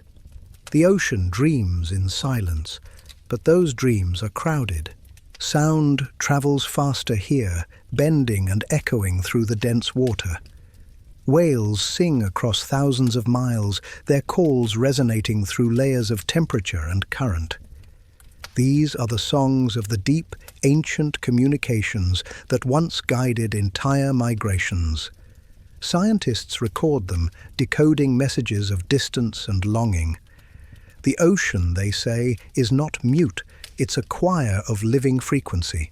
The ocean floor is not a graveyard, but a living landscape, shifting and breathing just like the world above. Earthquakes rumble here too, birthing underwater mountains and trenches deeper than imagination. Rivers of cold, dense water flow along the seafloor, guided by gravity, shaping valleys in slow motion. The mid-ocean ridges stretch like the spine of the planet, glowing faintly with geothermal heat, veins of fire beneath an empire of darkness. Every movement in these depths feels deliberate. A cloud of sediment stirred by a fish becomes a storm of glitter, scattering light in delicate bursts. A glowing jellyfish expands and contracts like a heartbeat, its body transparent, its rhythm ancient. Here, time seems to slow. Nothing hurries. Energy is precious, and every flicker of motion feels sacred. For the few humans who have descended to these depths, the experience is beyond words. Astronauts often say space feels infinite. Ocean explorers say it feels alive. As submersibles drift through blackness, their lights reveal creatures that vanish as quickly as they appear, as if the ocean only allows brief glimpses of its dreams. When the lights go out, the world outside pulses with its own glow, soft and mysterious, like stars made of water. But even in this distant realm, humanity's shadow reaches. Microplastics rain down like artificial snow, settling into trenches that have never known sunlight. Deep-sea mining threatens to scrape away ecosystems that took millions of years to form. The noise of ships, once muffled by depth, now vibrates even through the lower thermocline, confusing whales and displacing migrations older than civilization itself. The ocean dreams, but we keep interrupting its sleep. Still, the sea is resilient. It swallows our mistakes and reclaims them in silence. Sunken ships become coral kingdoms. Lost metal turns into reefs. The bones of our past become foundations for life we may never see. The ocean does not forget. It transforms. In the quiet between currents, deep-sea microphones record sounds that defy explanation. Some are mechanical, others organic, low, resonant hums that fade and return like the planet's heartbeat. Scientists call them bloop, or slow down, mysterious noises that might come from massive creatures or geological events. Whatever their source, they remind us that the ocean still keeps secrets. And perhaps it should. Every discovery reminds us that mystery is not something to solve, but something to respect. The ocean's depths are not meant to be conquered. They are meant to be understood in awe. When you finally rise toward the surface, light returns slowly, diffusing through water until the world becomes blue once more. Above, waves glitter in sunlight. Below, darkness hums softly, endless, eternal. You break the surface, gasping air, heart racing. Not from fear, but reverence. You've touched the oldest dream of all, the memory of where life began. Because somewhere in that endless depth, beneath pressure and silence, the ocean still dreams of what it once created, and what it still sustains. Look up, and you are staring into a living ocean of air. It swirls, flows, and changes shape, just as water does, though its waves are invisible. The atmosphere is not merely the space above us. It is the planet's skin, thin and fragile, yet capable of sustaining every heartbeat and every leaf. Without it, Earth would be a silent rock adrift in blackness. With it, the world breathes. Every inhale you take is part of an endless cycle that began long before humanity appeared. The air around you has traveled continents, crossed mountains, and drifted through storms. The oxygen filling your lungs may once have risen from an Amazonian forest or from phytoplankton floating in the Indian Ocean. The sky is the great recycler. It remembers everything, carries everything, connects everything. From the ground, wind seems chaotic, but viewed from space, it forms graceful spirals, massive jet streams, and trade winds tracing ribbons of motion around the globe. These currents carry warmth from the equator to the poles, ice crystals from clouds to deserts, dust from Africa to the Americas. Even the smallest gust participates in a planetary ballet choreographed by heat, rotation, and gravity. Every breeze has a purpose. Warm air rises, cool air sinks, and between them life circulates. The same wind that shakes the petals of a flower can sculpt dunes, shape continents, and carry seeds across oceans. It has been a messenger of migration and myth, filling sails, fueling storms, and whispering through canyons since the dawn of time. When day turns to night, the air shifts temperature, creating thermals that birds ride effortlessly. Eagles climb without flapping, gliding on columns of warmth invisible to human eyes. Monarch butterflies, light as dust, cross thousands of miles by reading subtle changes in pressure. Even dragonflies migrate, guided by winds that seem random but are as deliberate as tides. Above them, the sky divides into layers. The troposphere, where weather lives.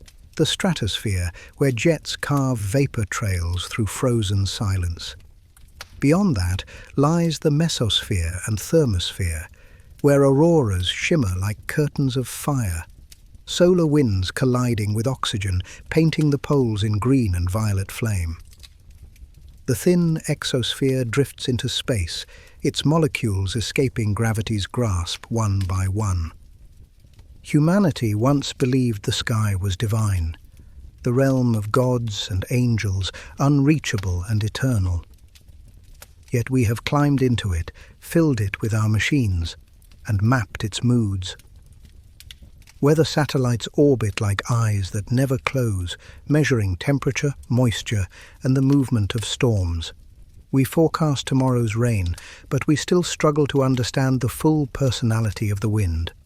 Because the sky is not tame, it can soothe with calm blue one moment and unleash chaos the next. Thunderheads tower like castles, charged with electricity powerful enough to split trees.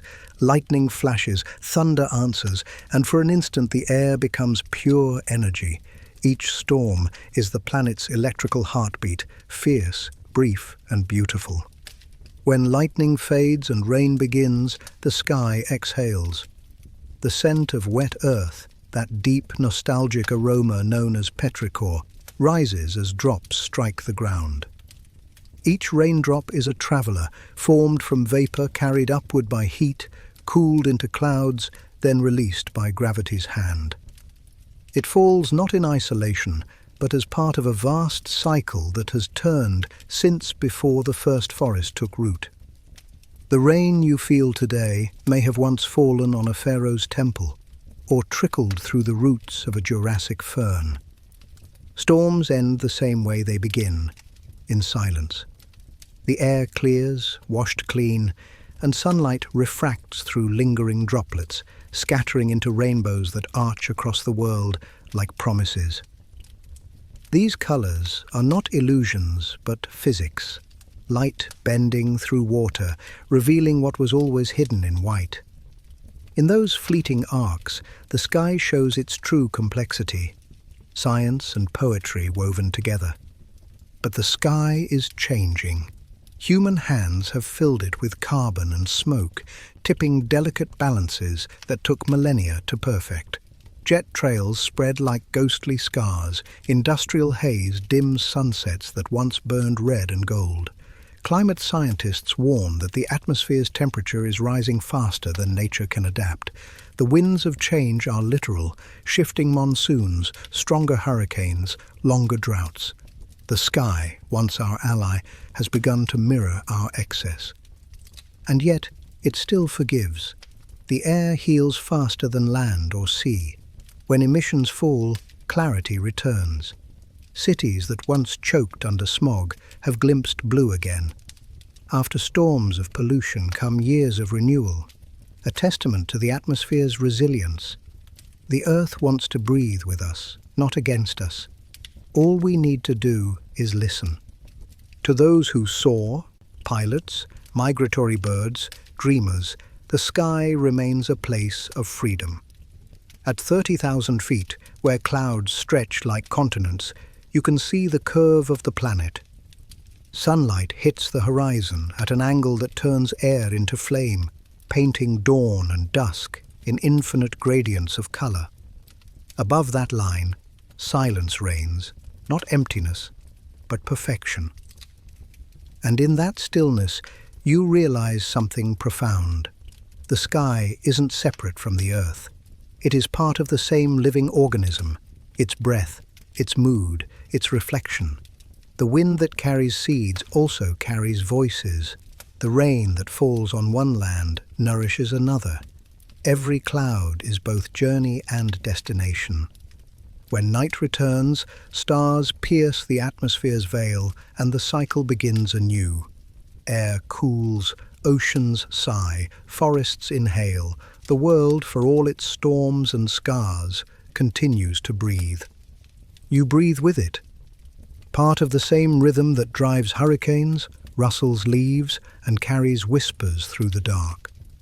The sky is not just above you. It is within you. Every breath you take is a small act of faith in the balance that binds all life together. The silent promise that the world, no matter how wounded, still remembers how to exhale. It begins as a whisper, warm air rising, cool air sinking, the planet clearing its throat. Over the horizon, clouds gather like thoughts collecting before speech. The sky darkens not in anger, but in concentration, as if the atmosphere itself is preparing to say something important. The storm is not chaos, it is language, the oldest conversation between heat and motion. In the tropics, sunlight fuels this dialogue with relentless energy. Moist air ascends, cools, condenses. Each droplet releases heat, feeding the spiral, tightening the wind. A single spark of imbalance becomes a cyclone, a living engine of rotation. From space it looks like art, a perfect spiral of white arms and sapphire eye. Up close, its raw power, waves heaving, trees bending, cities holding their breath. Every storm has a voice. Thunder speaks in percussion, rain in rhythm, wind in melody. To the trained ear, these sounds are stories, warnings, invitations, reminders. Sailors once swore they could hear the ocean's tone change before a storm's arrival. Animals still can. Birds fall silent, dogs grow restless, and the air thickens with scent. Nature listens to itself long before we notice the change. When the first gusts arrive, the world transforms. Leaves spin through the air like frantic messengers. The wind finds every crevice, whistling through shutters, howling through wires. Rain follows, striking the ground with increasing urgency until it becomes a curtain of silver. Lightning flashes, brief as thought, illuminating everything in a single frame: the trembling forest, the cresting wave, the human figure looking upward in awe. Inside the storm, fear and fascination coexist. The mind wants to flee, but the eyes refuse to close. To witness raw weather is to glimpse the planet without restraint. Each gust, each flash, each roll of thunder is a reminder that we live not on the earth but within it, inside its breath, its pulse, its moods. As pressure drops, the storm reaches its crescendo. Wind screams across rooftops, bending metal and will alike.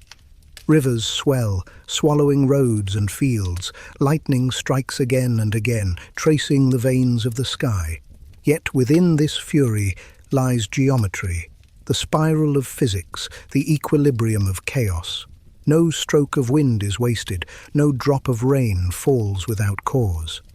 The planet is rebalancing itself in motion and light.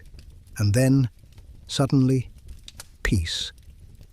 The eye of the storm passes overhead, a perfect circle of calm surrounded by walls of destruction. The air becomes eerily still, heavy with electric scent.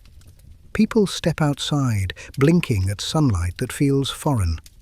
Birds return to perches, only to flee again when the other side arrives. The calm never lasts, but in those few moments, silence feels divine. The calm breaks as suddenly as it came. Winds reverse direction, harder, colder, furious with new intent. The second act of the storm begins with a sound like tearing sky. The walls closing in, the atmosphere reclaiming its rhythm. Trees bow, power lines hum, and rain slants sideways in thick silver sheets. Every element becomes alive, every molecule charged with motion. In this chaos, there's an order older than memory. Storms do not destroy without reason. They rearrange. Forests flattened by wind grow back richer, fed by the nutrients storms release. Rivers overflow, spreading life-giving sediment.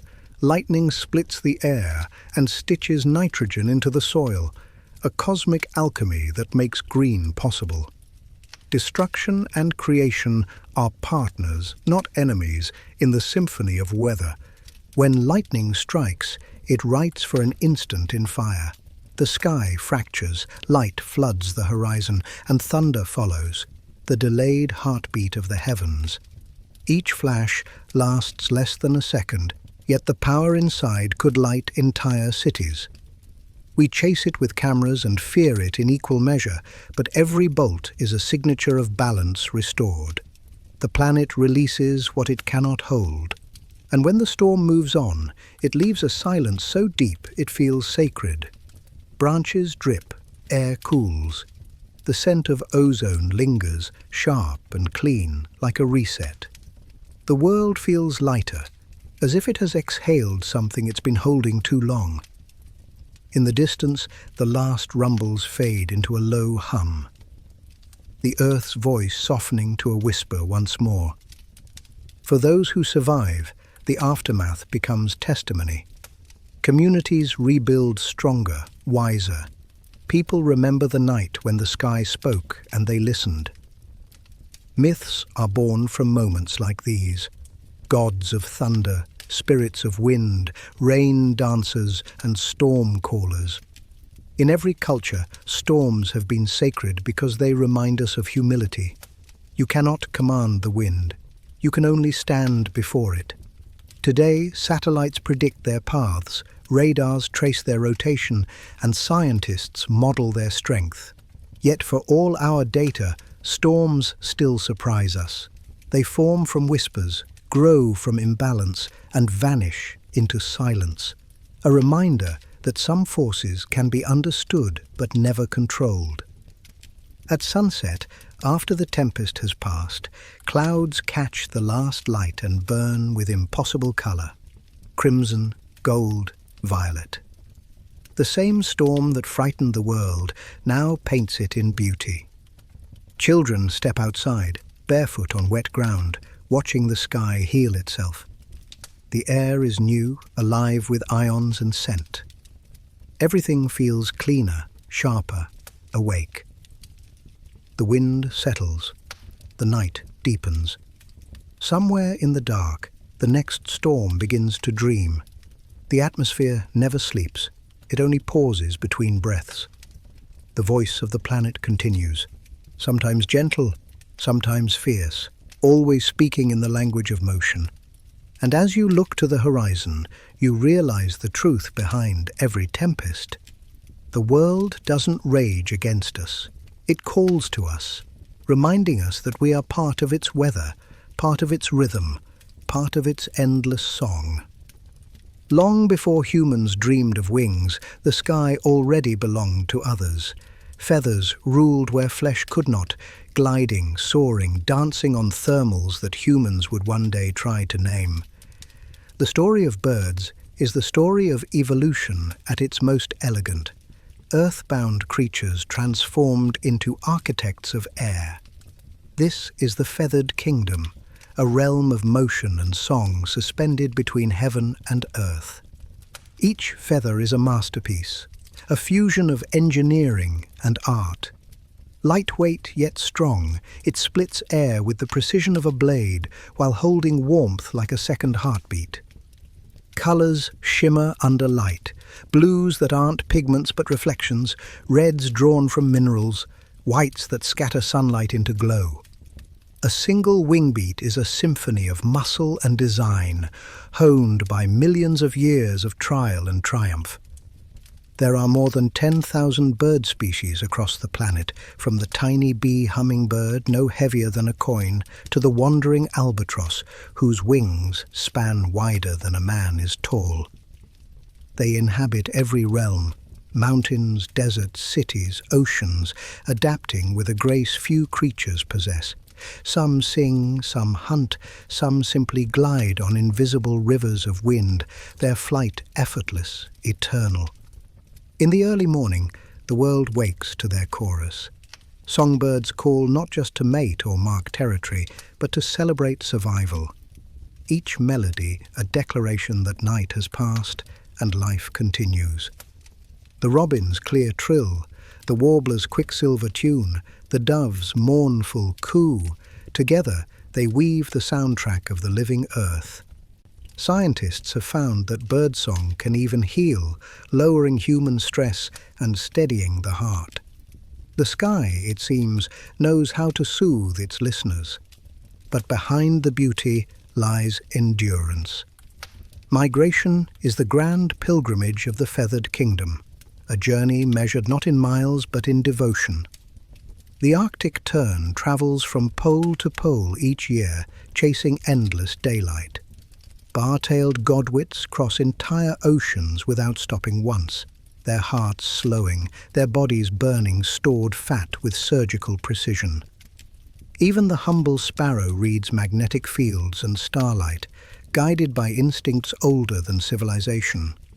Flight is their language, and the wind their map. Some rise with the dawn and ride thermals thousands of meters high, while others skim the surface of rivers, their wings barely brushing water. Raptors, Eagles, hawks, falcons command the sky with lethal grace, their eyes sharp enough to see a heartbeat from a mile away. When they dive, air splits before them, speed turning into music. And then there are those that cannot fly, yet still belong to the kingdom. Penguins torpedoing through the sea, ostriches racing over plains, cassowaries striding through jungle shadows. They remind us that wings are not just tools for flight, but symbols of adaptation. Whether in air, water, or land, feathers remain nature's declaration of defiance, proof that evolution doesn't just survive, it dreams. The kingdom of the air is not silent. Each call, whistle, and flutter is a story carried on the wind. In tropical forests, parrots argue in bursts of color and sound, their chatter echoing across canopies thick with life. On icy cliffs, puffins return from the sea with beaks full of silver fish, greeting their mates with soft clicks and head bows that look almost like laughter. Even in deserts where the wind howls alone, falcons cut through the heat, their wings writing invisible poetry across the sky. Everywhere, birds become mirrors of the world they inhabit. In wetlands, herons stand motionless, reflections of patience. In mountains, condors ride thermals high enough to kiss the edges of space. In cities, pigeons fill the gaps between towers, the latest heirs to a kingdom they never surrendered. Their wings flash between glass and steel, reminders that nature adapts faster than we can confine it. But the feathered kingdom faces its own storms. Deforestation silences the symphonies of songbirds, plastic and oil-stain coastal sanctuaries. Migratory paths vanish under expanding skylines. Scientists estimate that nearly half of the world's bird populations are in decline. For every vibrant flock that crosses the dawn, there are species slipping quietly into extinction, their final songs unheard. And still, hope takes flight. Conservationists build sanctuaries where lost species find refuge. Technology tracks migration routes, protecting feeding grounds across continents. Communities plant native trees, restore wetlands, and silence the guns that once filled the air with death. Slowly, in pockets of wilderness, the sky begins to sing again. Each returning bird is a victory, a heartbeat restored to the planet's rhythm. To watch a bird in flight is to witness freedom made visible. Its movement is the physical embodiment of trust, in air, in instinct, in the unseen. Every feather adjusts minutely, every angle perfect, every motion part of a choreography older than humanity itself. The wings don't fight the wind, they cooperate with it. There's a lesson in that: survival through harmony, not resistance. At sunrise, a hawk drifts over golden fields. Its shadow glides across the land, silent but powerful. Beneath it, rivers shimmer, trees sway, and the world seems to pause for just a moment. The sky feels alive, breathing in rhythm with the beating of its wings. It's not domination, it's balance. The bird doesn't conquer the air, it becomes part of it. And perhaps that's the greatest truth the feathered kingdom offers, that freedom isn't escape, but connection. To fly is to belong fully to the world, to trust gravity and defy it in the same heartbeat, to rise not through force, but through understanding.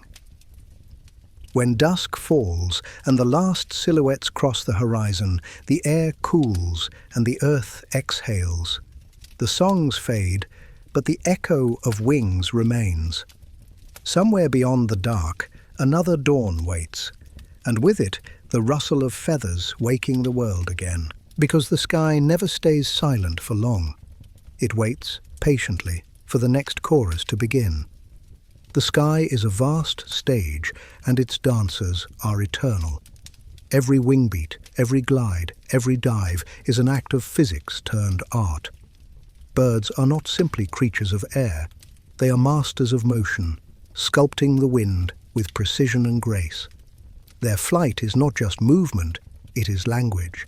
And for those who watch closely, every curve and spiral tells a story of survival, skill, and awe. At dawn, the world stirs with motion. Swallows slice through golden air, tracing invisible geometry above rivers and fields. Their wings fold and flare in perfect timing, each adjustment responding to the faintest tremor of air pressure. Hummingbirds hover like suspended jewels, their wings beating up to 80 times a second, so fast that sound becomes shimmer. They are the heartbeat of the wind, feeding on light itself. Far above, eagles rise on thermals that swirl like invisible staircases. They do not flap, they float, riding the breath of the earth with patience that borders on meditation. In a single glide, they can cross valleys, mountains, and memory. Their eyes, 8 times sharper than ours, scan the world below, seeing patterns and motion invisible to human sight. To fly like an eagle is not to flee the world, it's to see it whole. Speed, too, finds its champions. The peregrine falcon, nature's living missile, dives at over 200 miles per hour, the fastest animal on the planet.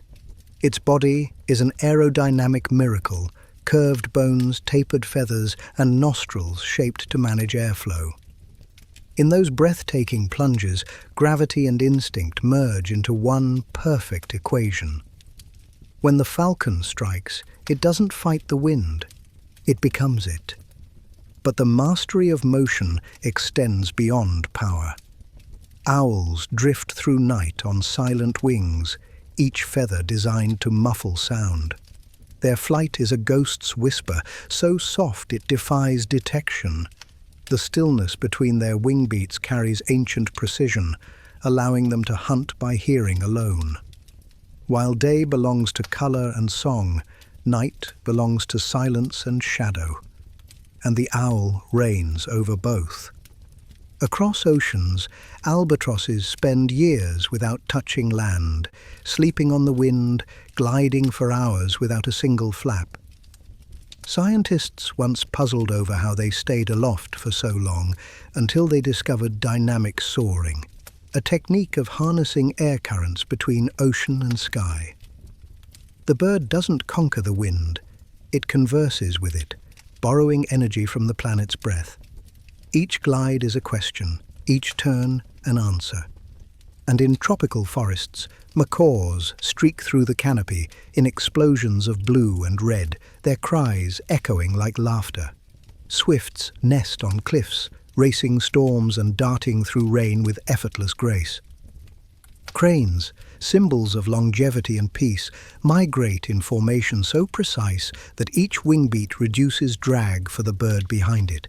Teamwork etched into instinct. Flight, for them, is not escape. It is connection, to wind, to sun, to horizon.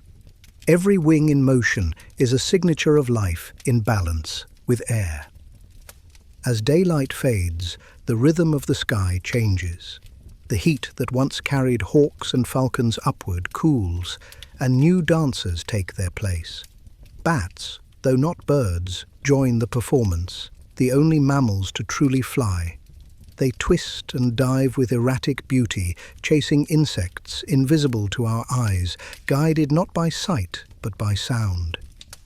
Their echolocation clicks ripple through the night like sonar poetry, mapping a world of motion we can barely imagine. In the twilight's calm, geese form V-shaped lines across the sky. Each wingbeat creates a lift that eases the burden for the one behind it, an invisible gift passed from leader to follower. They call out to one another, a chorus of unity echoing through dusk. When one grows tired, another takes the lead. It is cooperation written on the wind, a lesson in endurance and shared purpose. Far above them, the great migrations continue unseen. Millions of birds travel under the stars, navigating by constellations, magnetic fields, and memory. Some fly for days without rest, their bodies conserving water and energy with near magical efficiency. Scientists have tracked tiny warblers crossing oceans, guided not by maps, but by instinct carved deep into their DNA. Their motion is both mystery and miracle, evolution's purest triumph. Not all flight is about distance or survival. Sometimes it is art. In murmuration, thousands of starlings move as one, twisting through the sky in liquid formations that defy reason. The flock behaves like a single living organism, each bird responding to the movement of its neighbors with split-second precision. The result is hypnotic, a living cloud that pulses and folds upon itself like breathing smoke. There is no leader, no command, only perfect cooperation through chaos. The secret behind these wonders is balance. Birds are mathematicians in motion, reading air density, gravity, and lift with bodies evolved for harmony. Feathers flex like muscle, bones bend like springs, and instincts translate equations of flight in an instant. A gust of wind that would unbalance us becomes opportunity to them, a doorway to another current, another height. Even when storms rage, the masters of motion do not retreat. They adjust, adapt, glide through turbulence with uncanny grace. Where we would see danger, they see pathways. Their resilience is not defiance but understanding, an acceptance that motion itself is the language of survival. At sunrise, the air fills again with sound, wings fluttering, songs rising, colors bursting into the returning light.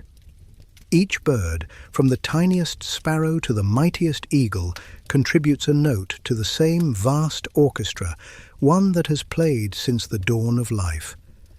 Watching them, you realize flight is not an act of escape, but of belonging. The sky is not conquered by wings, it is shared by them. Each motion, each glide, each echo of feathers cutting air is a reminder that freedom is not found in defiance of gravity, but in harmony with it. When the day ends and shadows stretch across the horizon, the masters of motion vanish into the fading gold, silent silhouettes against an endless sky. But the wind remembers. It carries the echo of their wings long after they're gone, whispering their eternal truth. To move is to live. To live is to fly. The world grows quiet when the cold arrives. Snow begins as breath in the clouds, vapor crystallized into geometry. Each flake falls in perfect silence, a six-pointed signature that will never be repeated. Layer upon layer, they gather until the land forgets its colors. The forest, the field, the mountain, all vanish under one endless white. It is not death that winter brings, but stillness, a long inhale before the planet exhales again. The polar regions are the Earth's mirrors. They catch the light of the sun and scatter it back into space, cooling the world and anchoring its climate. Above the Arctic Circle, the sun vanishes for months. Darkness reigns, broken only by the green fire of the aurora borealis. Curtains of light ripple across the night like whispered music. Solar particles colliding with oxygen, painting the sky in silent waves. In the south, the Antarctic holds a different rhythm. Harsher, colder, a cathedral of ice untouched by human noise. Life here exists at the edge of possibility. Polar bears roam the northern ice, their white fur hollow and radiant, insulating against temperatures that would freeze breath mid-air. They walk for miles across a landscape that shifts beneath them, hunting seals through cracks in the sea ice. Each step is a gamble between hunger and survival. In the Antarctic, penguins gather in vast colonies, huddling together in storms that can strip paint from steel.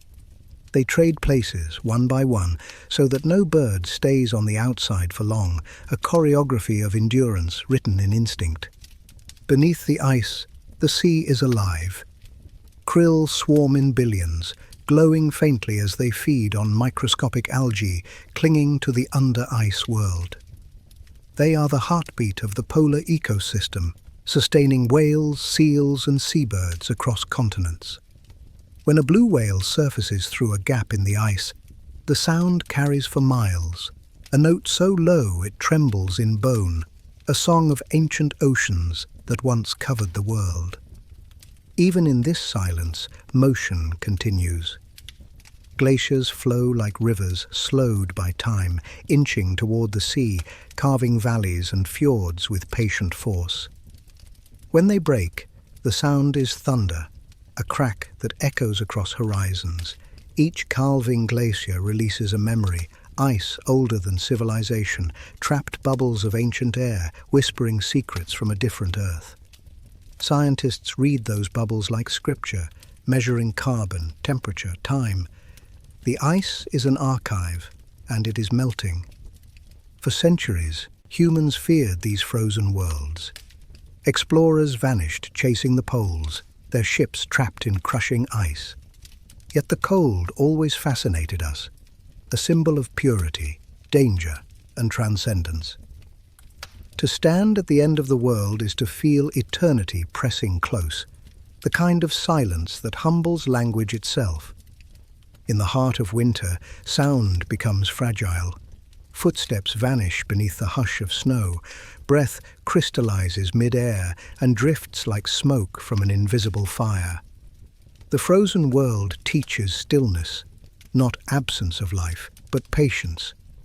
Under the ice, fish move slowly, conserving energy.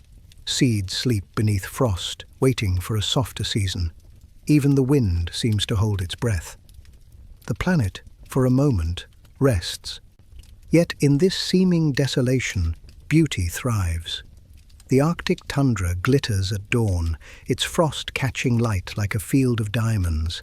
Icicles hang from branches like glass organs, each one resonating faintly with the pulse of wind. In Antarctica, the horizon stretches into infinity, white on white, sky and earth indistinguishable. When the sun finally returns after months of darkness, it rises like a miracle, bathing the ice in gold and pink. The light feels heavier here, as if the world is relearning how to shine. But this silence, this purity, is fragile. The frozen poles are melting faster than ever before. Vast ice shelves fracture and collapse into the sea, raising oceans inch by inch. Permafrost thaws, releasing ancient gases trapped for millennia. Animals wander farther in search of food, polar bears forced to swim for miles, walruses crowded on beaches where ice once floated.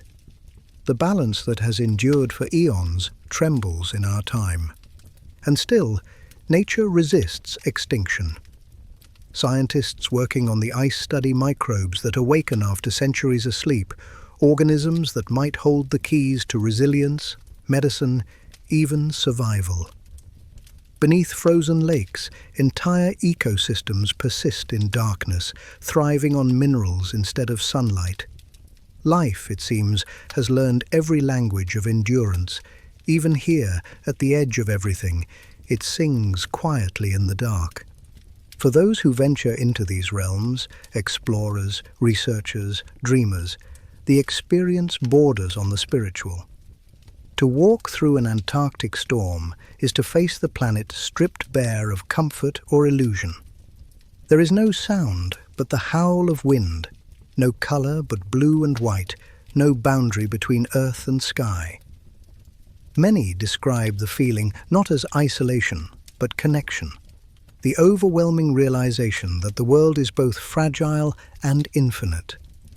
At night, the aurora returns. Ribbons of green and violet stretch across the black, undulating in silent rhythm. They are not fireworks, not storms, but electricity turned into art. The sky breathing light. The snow below reflects it, glowing faintly as if the earth itself were dreaming. In that moment, everything feels suspended, motionless, timeless, eternal.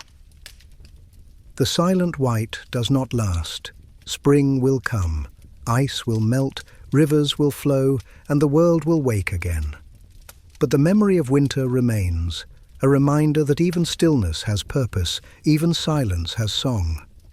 The frozen worlds are not voids, they are mirrors reflecting the planet's resilience and fragility in equal measure. And as the snow drifts in the final light, the earth exhales softly, the long, slow breath of a world learning to rest before it begins again. At the edges of the world, where cold carves everything into silence, life endures with extraordinary grace. The guardians of the ice are the sentinels of these frozen realms, creatures and elements that hold the balance of the planet in their patient, glacial hands. They are not merely survivors, they are keepers of memory, protectors of equilibrium, and witnesses to time itself. In the north, the polar bear reigns as monarch. Its fur, though white, is translucent, reflecting light so perfectly it becomes one with the snow. Beneath that fur, black skin drinks in sunlight, a quiet defiance against cold.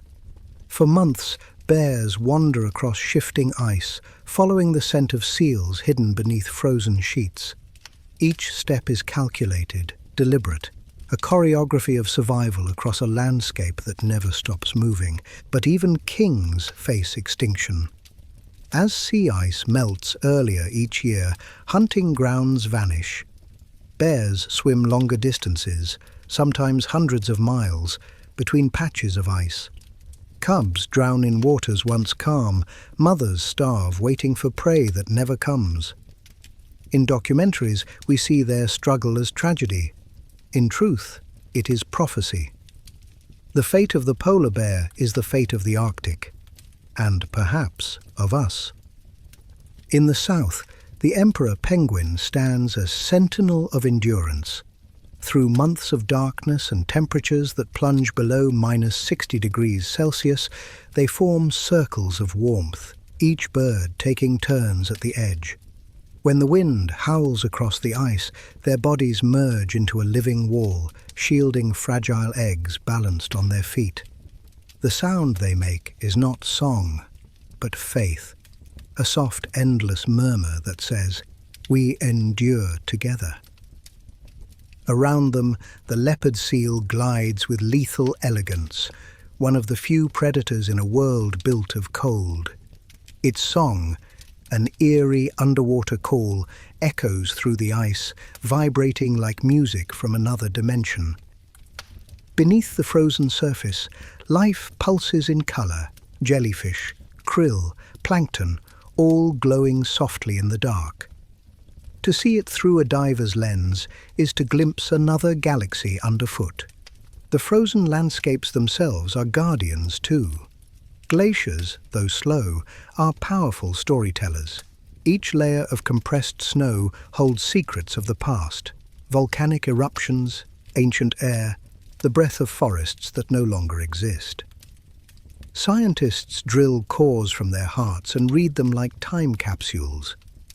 Within their crystalline spirals lies the Earth's autobiography, written over 1,000,000 winters.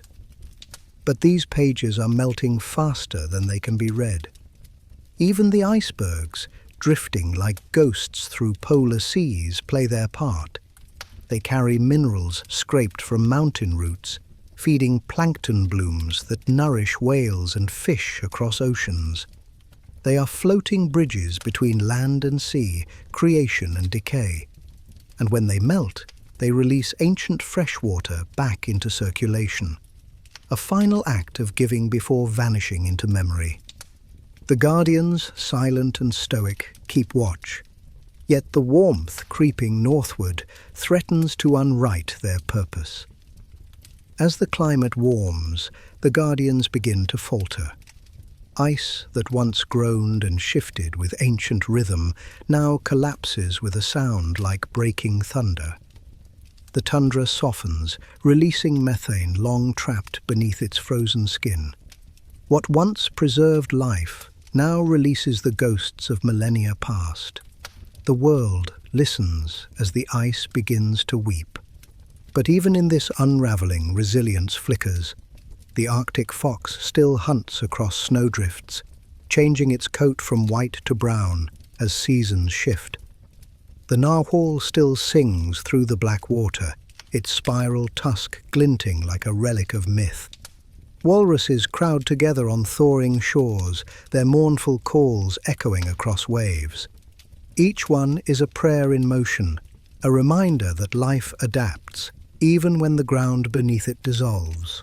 Scientists and explorers now join the ranks of these guardians. Clad in layers of synthetic warmth, they measure, record, and bear witness. Ice cores are extracted, drones trace the retreat of glaciers, and satellites watch the poles blink and shrink in real time. Their work is not just study. It is preservation, the act of holding memory before it melts away. They know that every inch of lost ice means more than rising seas. It means the planet's lungs thinning, its heart slowing.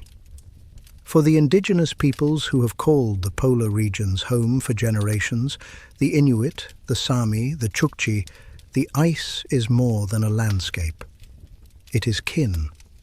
They read the sky, the snow, the movement of caribou and fish as if decoding scripture. Their stories carry wisdom about balance, warning that when the ice grows restless, so will the world. Today, their traditions guide scientists toward understanding, a meeting of ancient intuition and modern data in the name of survival. The irony of the frozen worlds is that they burn with purpose. The auroras blaze, volcanoes beneath the Antarctic ice stir, and the cold glows with hidden fire. Even here, beneath temperatures that kill within minutes, the planet's warmth hums below. It's as if the Earth keeps a flame buried beneath its frost, waiting for us to remember that heat and cold, life and death are never opposites, they are partners. When the wind calms and the last hues of twilight fade, the poles return to silence. The sky fills with stars so sharp they seem carved from glass. Beneath them, the ice breathes, cracking, shifting, whispering. It is the sound of the planet thinking. The guardians still hold their vigil, patient and proud, their strength etched in every frozen wave and snow-dusted peak. One day, perhaps, the ice will reclaim what it has lost. The Earth is older than its wounds, and colder things have thawed before. Until then, the guardians remain, bears and penguins, glaciers and winds, people and memory, standing watch at the edge of the world. And when we look toward the poles, we are not seeing emptiness. We are looking into mirrors, reflections of what endurance looks like when wrapped in silence and light. Heat shimmers on the horizon like liquid glass. The air trembles, bending light into mirage. Beneath that endless sun, the desert stretches in every direction, an ocean of stone and silence. It is the oldest face of the planet, carved by wind and patience, sculpted by time itself. Every grain of sand is a fragment of something that once stood tall, a mountain, a coral reef, a monument to ages long vanished. The desert remembers what the world forgets. Unlike forests or seas, deserts do not hide, they reveal. Wind sweeps the land clean, stripping it to bone and shadow. Beneath that simplicity lies story, a chronicle of erosion, heat, and endurance. To the untrained eye, the desert seems empty, but look closer and life emerges. Lizards tracing lightning patterns in sand, beetles collecting dew, foxes ghosting across dunes beneath the moon. In this stillness, survival is an art of silence. The Sahara, the largest hot desert on Earth, was once green. 10,000 years ago, it was a garden. Rivers flowed, hippos wallowed, and humans painted its caves with stories of abundance. Then the planet tilted, rains withdrew, and the sands took over. Even now, buried beneath dunes, ancient lakes and fossilized riverbeds whisper of that lost Eden. Satellite images show patterns of vanished water, the fingerprints of time. Every desert tells the same tale in a different tongue. The Atacama in Chile has places where rain hasn't fallen in centuries, soil so dry it mirrors Mars. In its silence, NASA tests rovers for future worlds. The Gobi, vast and stony, breeds sandstorms that travel across continents, carrying minerals that feed forests thousands of miles away. The Arabian Desert, burning beneath a copper sky, hides seashells in its heart, fossils from when this land was ocean floor.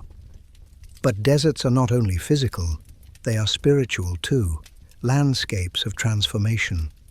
Prophets, poets, and wanderers have crossed them for millennia, seeking clarity in emptiness. The silence strips away distraction until only truth remains. In the desert, one hears not the absence of sound, but the presence of eternity. The wind becomes a voice, the stars a scripture. At dusk, the temperature plunges. Heat flees as quickly as it came, and the sand cools to silver. Shadows stretch, and creatures stir from their burrows, snakes, owls, and nocturnal cats reclaiming the night. The air smells faintly of stone and dust, ancient and clean. Overhead, the Milky Way spills across the sky with such brightness, it feels almost close enough to touch. There are few places left where the stars shine like this, where light itself feels ancient. The desert teaches paradox. It is both graveyard and cradle, harsh yet sacred. What appears lifeless is merely resting. What seems eternal is always shifting. The dunes move like waves, sculpted anew each dawn. No landscape changes more slowly, and none more constantly. When the sun returns, it rises without mercy. The horizon blazes gold, and the air thickens with heat so dense it hums. Mirages shimmer again, bending distance into illusion. Mountains seem to float, rivers appear where none exist. The desert plays tricks not to deceive, but to remind that perception, like life, is shaped by what we seek to see. Despite its barrenness, the desert is alive in ways that defy belief. Seeds sleep for decades beneath the sand, waiting for the rare kiss of rain. When storms finally come, the land transforms overnight. Flowers burst through the dunes in waves of purple, yellow, and red, a miracle so brief it feels like a dream. Within days, the heat returns, the petals fall, and the cycle of silence begins again. The desert remembers, but it never clings. Beneath the dunes, secrets rest undisturbed. Fossils of whales lie buried in Egyptian sands, proof that this wasteland was once sea. In the Namib, dunes rise taller than skyscrapers, their curves sculpted by winds older than civilization. And deep under the Sahara, massive aquifers still flow, hidden rivers that could sustain life for centuries if reached with care. The desert is not dead.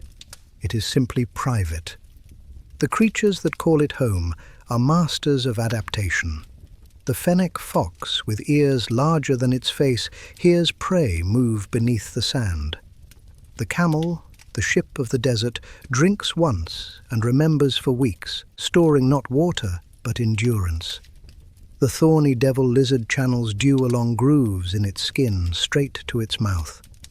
Even the date palm, rooted in dust, stretches its green defiance toward the sun.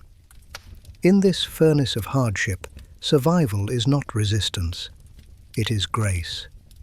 Humanity has always been drawn to these wastelands. The Bedouins still read the wind as scripture, their tents dark against the golden light. The Tuareg crossed the Sahara, guided by stars, each constellation a compass. Ancient trade routes still sleep beneath dunes, once alive with the jingle of camel bells and the scent of spice. In every desert, echoes of civilization remain. Pottery shards, forgotten cities, footprints immortalized in hardened clay. But the deserts, too, are changing. Climate shifts expand their borders, swallowing once fertile lands. Sandstorms grow stronger, their reach stretching across oceans. Yet, like all of Earth's extremes, deserts endure with quiet strength. They are reminders of the planet's raw power, its ability to create, erase, and begin again. As night falls once more, the world cools and stills. The sand retains the day's warmth, glowing faintly under the moon. Somewhere in that vast silence, wind hums through rock formations shaped like cathedrals. The stars return in full brilliance, ancient and uncountable. Standing there, surrounded by infinity, one feels time itself move, slow, deliberate, eternal. The desert does not forgive or condemn. It observes, it remembers. It teaches those who wander through it that life is not about abundance, but endurance, not about what we possess, but what we can carry across the storms of time. And when the wind finally smooths away your footprints, it's not erasure, it's acceptance. The desert has taken your story into its memory of sand to keep forever under the endless watching sky. The wind is the desert sculptor. It shapes mountains, moves dunes, and whispers across centuries as if reciting scripture written in dust. In a world where rain is rare and silence reigns, the wind becomes history's hand, carving its memory into the bones of the earth. Every ripple of sand, every weathered rock face, every canyon tells a story of movement, of patience that outlasts empires. Stone in the desert is alive. It creaks in the heat, contracts in the cold, and fractures like glass beneath pressure unseen. Over millennia, wind and sand grind it into art. Arches, pillars, spires rising from the earth like frozen flames. These monoliths, silent and ancient, stand as guardians of forgotten ages. In the Wadi Rum of Jordan, they glow red beneath the sun, towering above a landscape so alien it feels like another planet. Nomads call it the Valley of the Moon, a place where even sound feels sacred. Further west, the Grand Canyon carves through the heart of America, a cathedral of color shaped by wind, water, and time. From above, its layers reveal the planet's autobiography, each stratum a page of history written in mineral and fossil. To stand on its rim is to see deep time made visible, to feel the immensity of creation pressing in silence. It reminds us that we are brief, wind-borne dust passing through eternity. The wind, though unseen, is never absent. It carries the scent of life and loss alike. It lifts grains of sand and moves mountains, slowly, invisibly. What we call erosion is, in truth, transformation, a reminder that change is constant, even when it feels still. Across deserts from Africa to Asia, winds like the Sirocco, Harmattan, and Khamsin rise and fall with the seasons, carrying heat and dust for thousands of miles. In their wake, skies turn ochre, the sun dims, and distant lands breathe in the desert's breath. But wind is also memory. Ancient travelers once followed its moods to navigate, reading gusts, stars, and dunes as one living map. It carried their songs and prayers across continents, connecting villages and empires. Along the Silk Road, caravans moved with the rhythm of the wind, their shadows long against the sand, their hearts set toward horizons unknown. Every step, every gust, was part of a conversation between humanity and Earth that has never truly ended. Even ruins remember. Buried beneath centuries of shifting dunes, cities like Petra and Uxmal emerge again, carved facades and stone stairways uncovered by the same wind that once buried them. The earth does not forget. It only hides its secrets until time feels right to reveal them. The sands may cover kingdoms, but they never erase them. When night falls, the wind softens. It hums through canyons like a lullaby, brushing over ancient carvings, the remnants of fire rings, and fossilized footprints. The desert cools, but it never sleeps. Somewhere, a new dune begins to rise, and another slowly fades away, the landscape rewriting itself one grain at a time. At dawn, the desert glows with quiet fire. The first light catches the edges of stone and dune alike, painting them in shades of gold, rose, and amber. The air feels weightless, charged with stillness. It's in this moment, before the heat returns, that the soul of the desert speaks loudest. The wind stirs, carrying whispers from places long gone, as though memory itself travels on the morning breeze. Each gust recalls the civilizations that dared to call the desert home. The Nabateans of Petra carved their city from rock, transforming cliffs into temples that still catch the dawn light 2,000 years later. In the Sahara, beneath the sands, lie traces of lost kingdoms whose names we've forgotten, but whose stories linger in pottery shards and burial grounds. These remnants tell of trade routes, of music, of life flourishing in the unlikeliest places. The wind was their messenger, spreading their influence across continents. To stand in the middle of a vast desert is to stand outside of time. There are no boundaries here, no walls to hold the past. The sky arches so wide it swallows all sense of distance. The wind moves around you, through you, reminding you that you are part of something infinite. The dunes hum softly, shifting with each breath of air, and you realize that the earth is not still. It is always speaking, always changing, always remembering. And then the storms come, sudden, immense, blinding.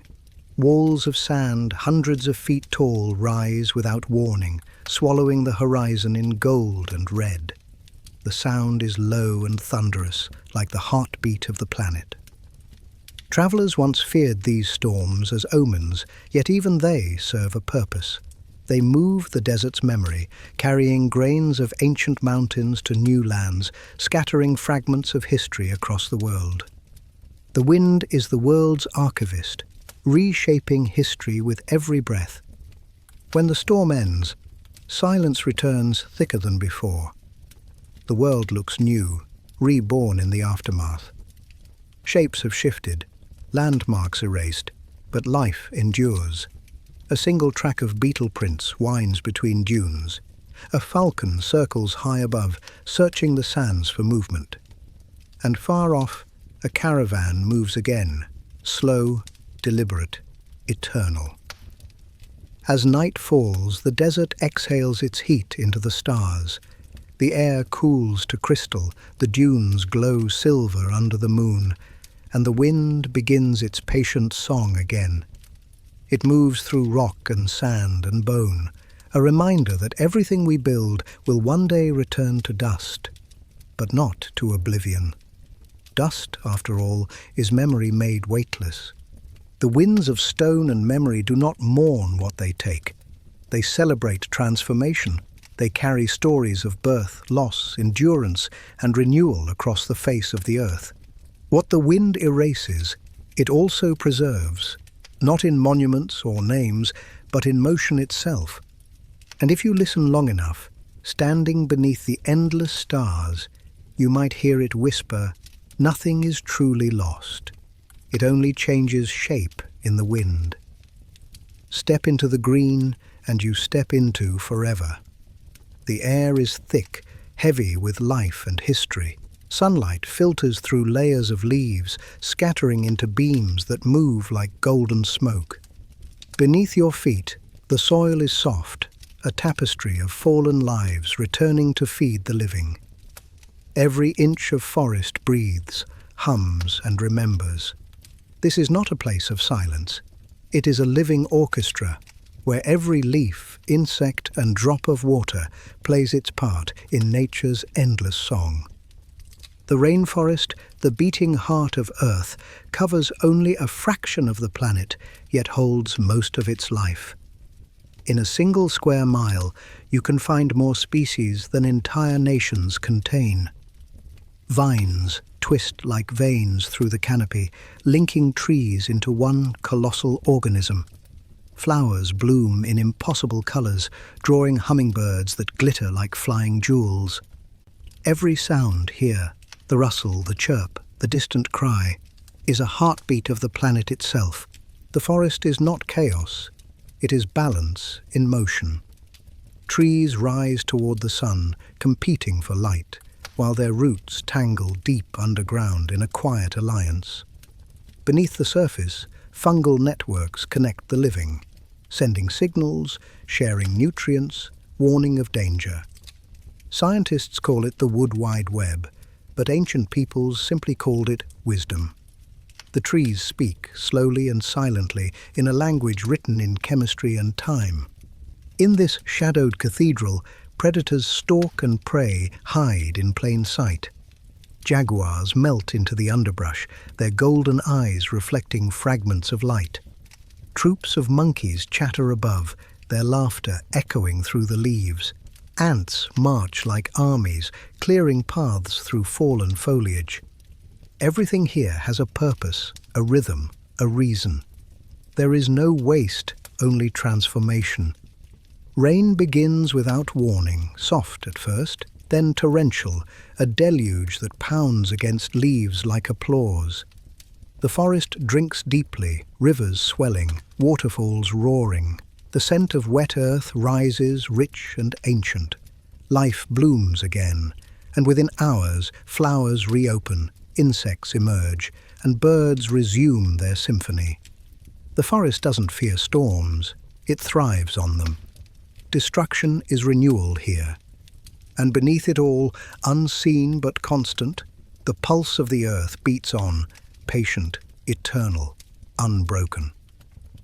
Section 2. Veins of Life, Part 2.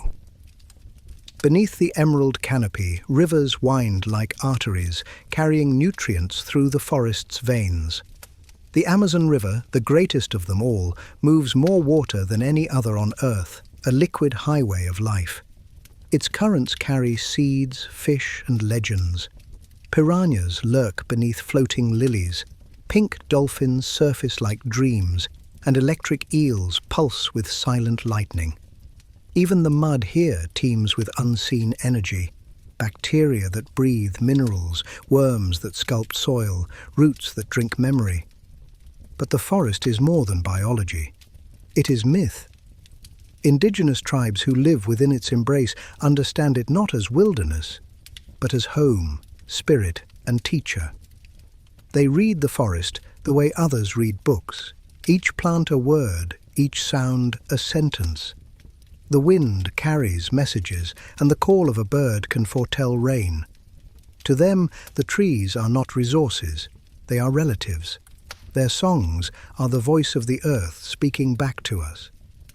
Yet even this vast paradise trembles. The modern world has drawn hungry lines through its heart, chainsaws cutting into silence, fires rising where rivers once glimmered. Forests fall for timber, cattle, and gold. Species vanish before they are even named. Each fallen tree releases more than wood and smoke. It releases memory, oxygen, the planet's breath. Scientists warn that if the great forests die, the climate will unravel. The green heart will stop beating, and the world will suffocate in its stillness. But the story does not end in despair. Life, stubborn and luminous, always finds a way. Seeds float on wind and water, finding new ground. Communities plant trees where none remain. In Costa Rica, Indonesia, and the Congo, reforestation brings birds back to silent valleys. Each sprout is a promise, each root a prayer. Slowly the green returns, and with it, hope. At dusk, the forest exhales mist that drifts like spirit through the trees. Fireflies ignite, tiny stars born from the ground. Their glow reflects in river pools, doubling the heavens. You stand surrounded by life so vast it feels infinite, And you realize the truth the forest has always known, that survival is not power, but connection. Every leaf, every root, every drop of rain is part of one vast breathing mind. And when you inhale, the forest breathes with you, one heartbeat shared between earth and all its creatures. The forest is not just alive, it is life itself. If you stand still long enough, the earth begins to hum. Beneath your feet, through the soil, the water and the air, something moves, steady, ancient, alive. Scientists can measure it now, a faint vibration that resonates through every living thing. They call it microseismic activity, but long before instruments and data, ancient people already knew the world has a pulse. It beats through the oceans, through forests and deserts, through the blood of every creature that ever breathed. You can hear it in the rhythm of waves, in the cry of whales that echo for miles beneath the sea. You can see it in the migration of herds across the savannah, in the synchronized blooming of flowers when spring returns. It is life's heartbeat, one pulse shared among countless beings.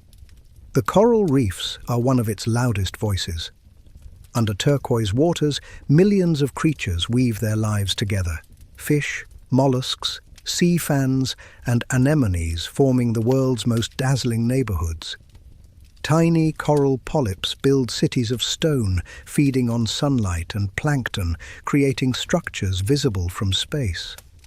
They are the lungs and bones of the ocean, the living proof that cooperation, not competition, sustains existence. Above the water, rainforests continue the rhythm, exhaling oxygen, inhaling carbon, regulating the balance that makes breath possible. Rivers follow the same rhythm, winding like arteries through continents, connecting glaciers to seas. Even storms follow the pattern, lightning strikes in timed intervals, and thunder responds in echo. The universe, it seems, is less chaos than choreography. Every species dances to this unseen tempo. Birds migrate in unison, whales follow sound, bees navigate by the angle of sunlight. Even humans, though we pretend otherwise, are still bound by it, our heartbeats rising with daylight, our dreams deepening with the night. The planet's rhythm is the oldest music, and we are both its composers and its listeners. But in our rush to modernity, we've grown deaf to it. Concrete covers soil, engines drown out wind, screens replace stars. The pulse continues, but faintly now, muffled beneath the weight of civilization. Our disconnection is not just emotional, it's physical. Scientists warn that as ecosystems collapse, the rhythm itself falters. Coral bleaching, forests falling silent, animals vanishing from landscapes that once trembled with life. The planet's song is losing its harmony, yet the beat remains, waiting for us to remember it. Section 2. The Breath Between Worlds, Part 2. In remote places untouched by machines, the pulse of the planet still sings clearly. In the Arctic twilight, whales call through icy water, their voices resonating across continents. In the Serengeti, herds thunder across the plains in waves of muscle and dust, driven by instinct older than history. In the depths of the rainforest, insects hum at frequencies so precise they align with the movement of wind.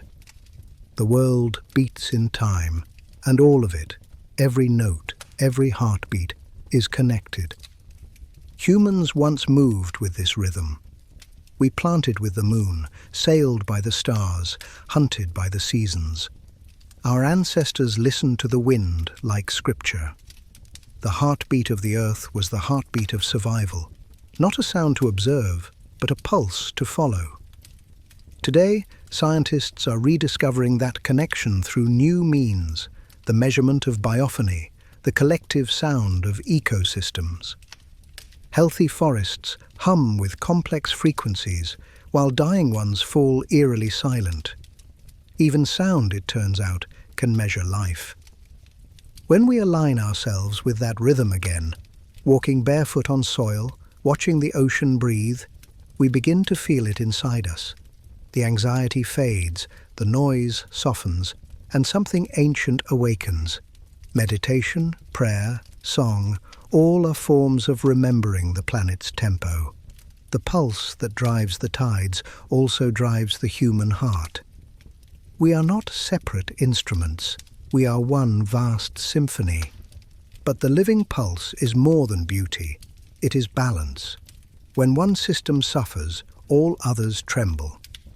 The melting poles alter ocean currents. The loss of bees shifts harvests. The silence of one species ripples outward until the world itself falters.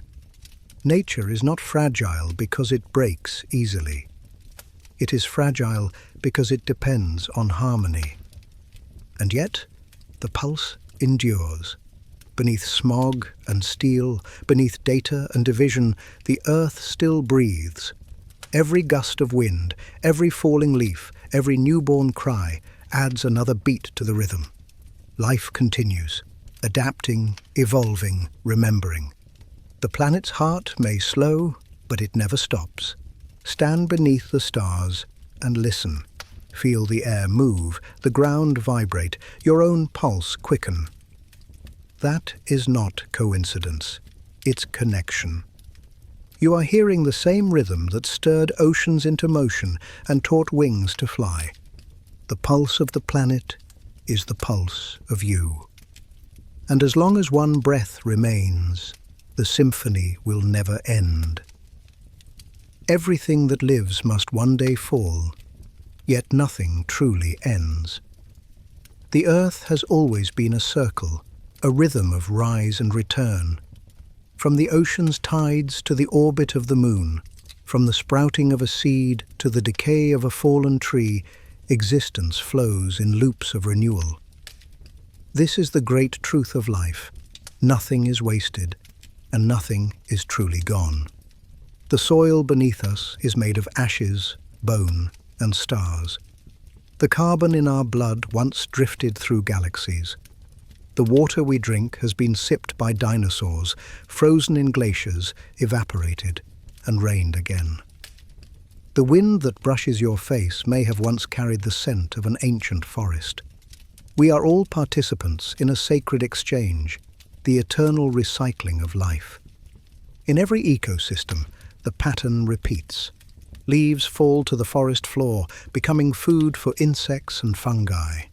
Those in turn feed the roots that birth new trees. Coral breaks, fish feed, coral grows again.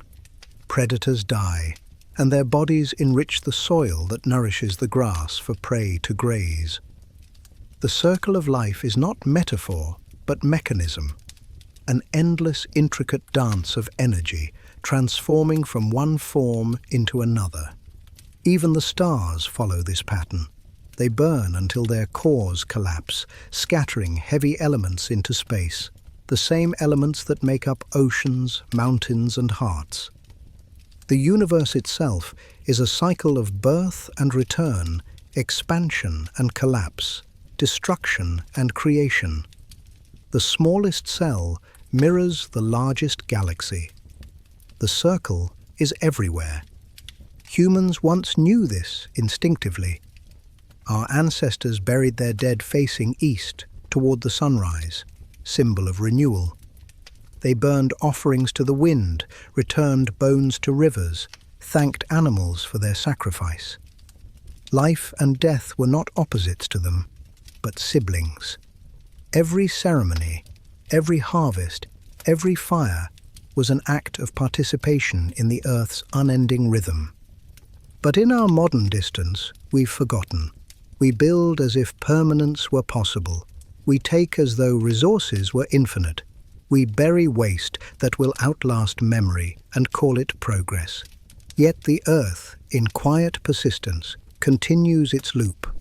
Even in cities, weeds find cracks. Even in ruins, life begins again. The circle does not need us to remember it, but we need it to survive. Section 2. The Eternal Return. Part 2. When rain falls on barren ground, it does not ask for gratitude. When seeds sprout in ashes, they do not question their origin. Nature forgives by default. The cycle continues not out of mercy, but design. And within that cycle lies our redemption, the chance to remember that life, in all its fragile beauty, exists because endings feed beginnings. In the savannas of Africa, elephants die near waterholes, their bones bleaching beneath the sun. Years later, acacia trees grow where their bodies fell, roots drinking the calcium of their ancestors. In the oceans, whales descend into the dark after death, becoming oases for life, entire ecosystems born from a single passing. Death in nature is never empty. It is an offering. Humans, too, are threads in this weave. The breath we exhale becomes the oxygen plants inhale. The warmth of our fires powers clouds that return as rain. The food we eat, the ground we walk on, even the dust on our skin, all come from the same cosmic circle. We are not outside the loop. We are its continuation. In this truth lies hope. The same world we have wounded is the same world that can heal us. Reforestation, clean water, renewable energy, these are not simply solutions, they are acts of rejoining the circle. When we plant a tree, we don't just fix the air. We restore a rhythm that our ancestors once kept by instinct. The circle also exists within us. The heart beats, blood flows, lungs inhale and exhale. Every moment cells die and are replaced. The body renews itself endlessly, just as the earth does. We are not guests here. We are reflections of the same pattern that turns planets and spins galaxies. At sunset, when the sky burns red and gold, you can see it, the daily proof of eternal return. The sun falls, darkness spreads, yet dawn always follows. In that endless repetition lies comfort. The circle never truly closes. It simply continues, expanding outward in ripples of renewal. And when you stand still beneath the stars, feeling the wind on your skin, you understand. The world doesn't end. It transforms. It breathes. It remembers. Every life, every spark, every dream becomes part of something larger.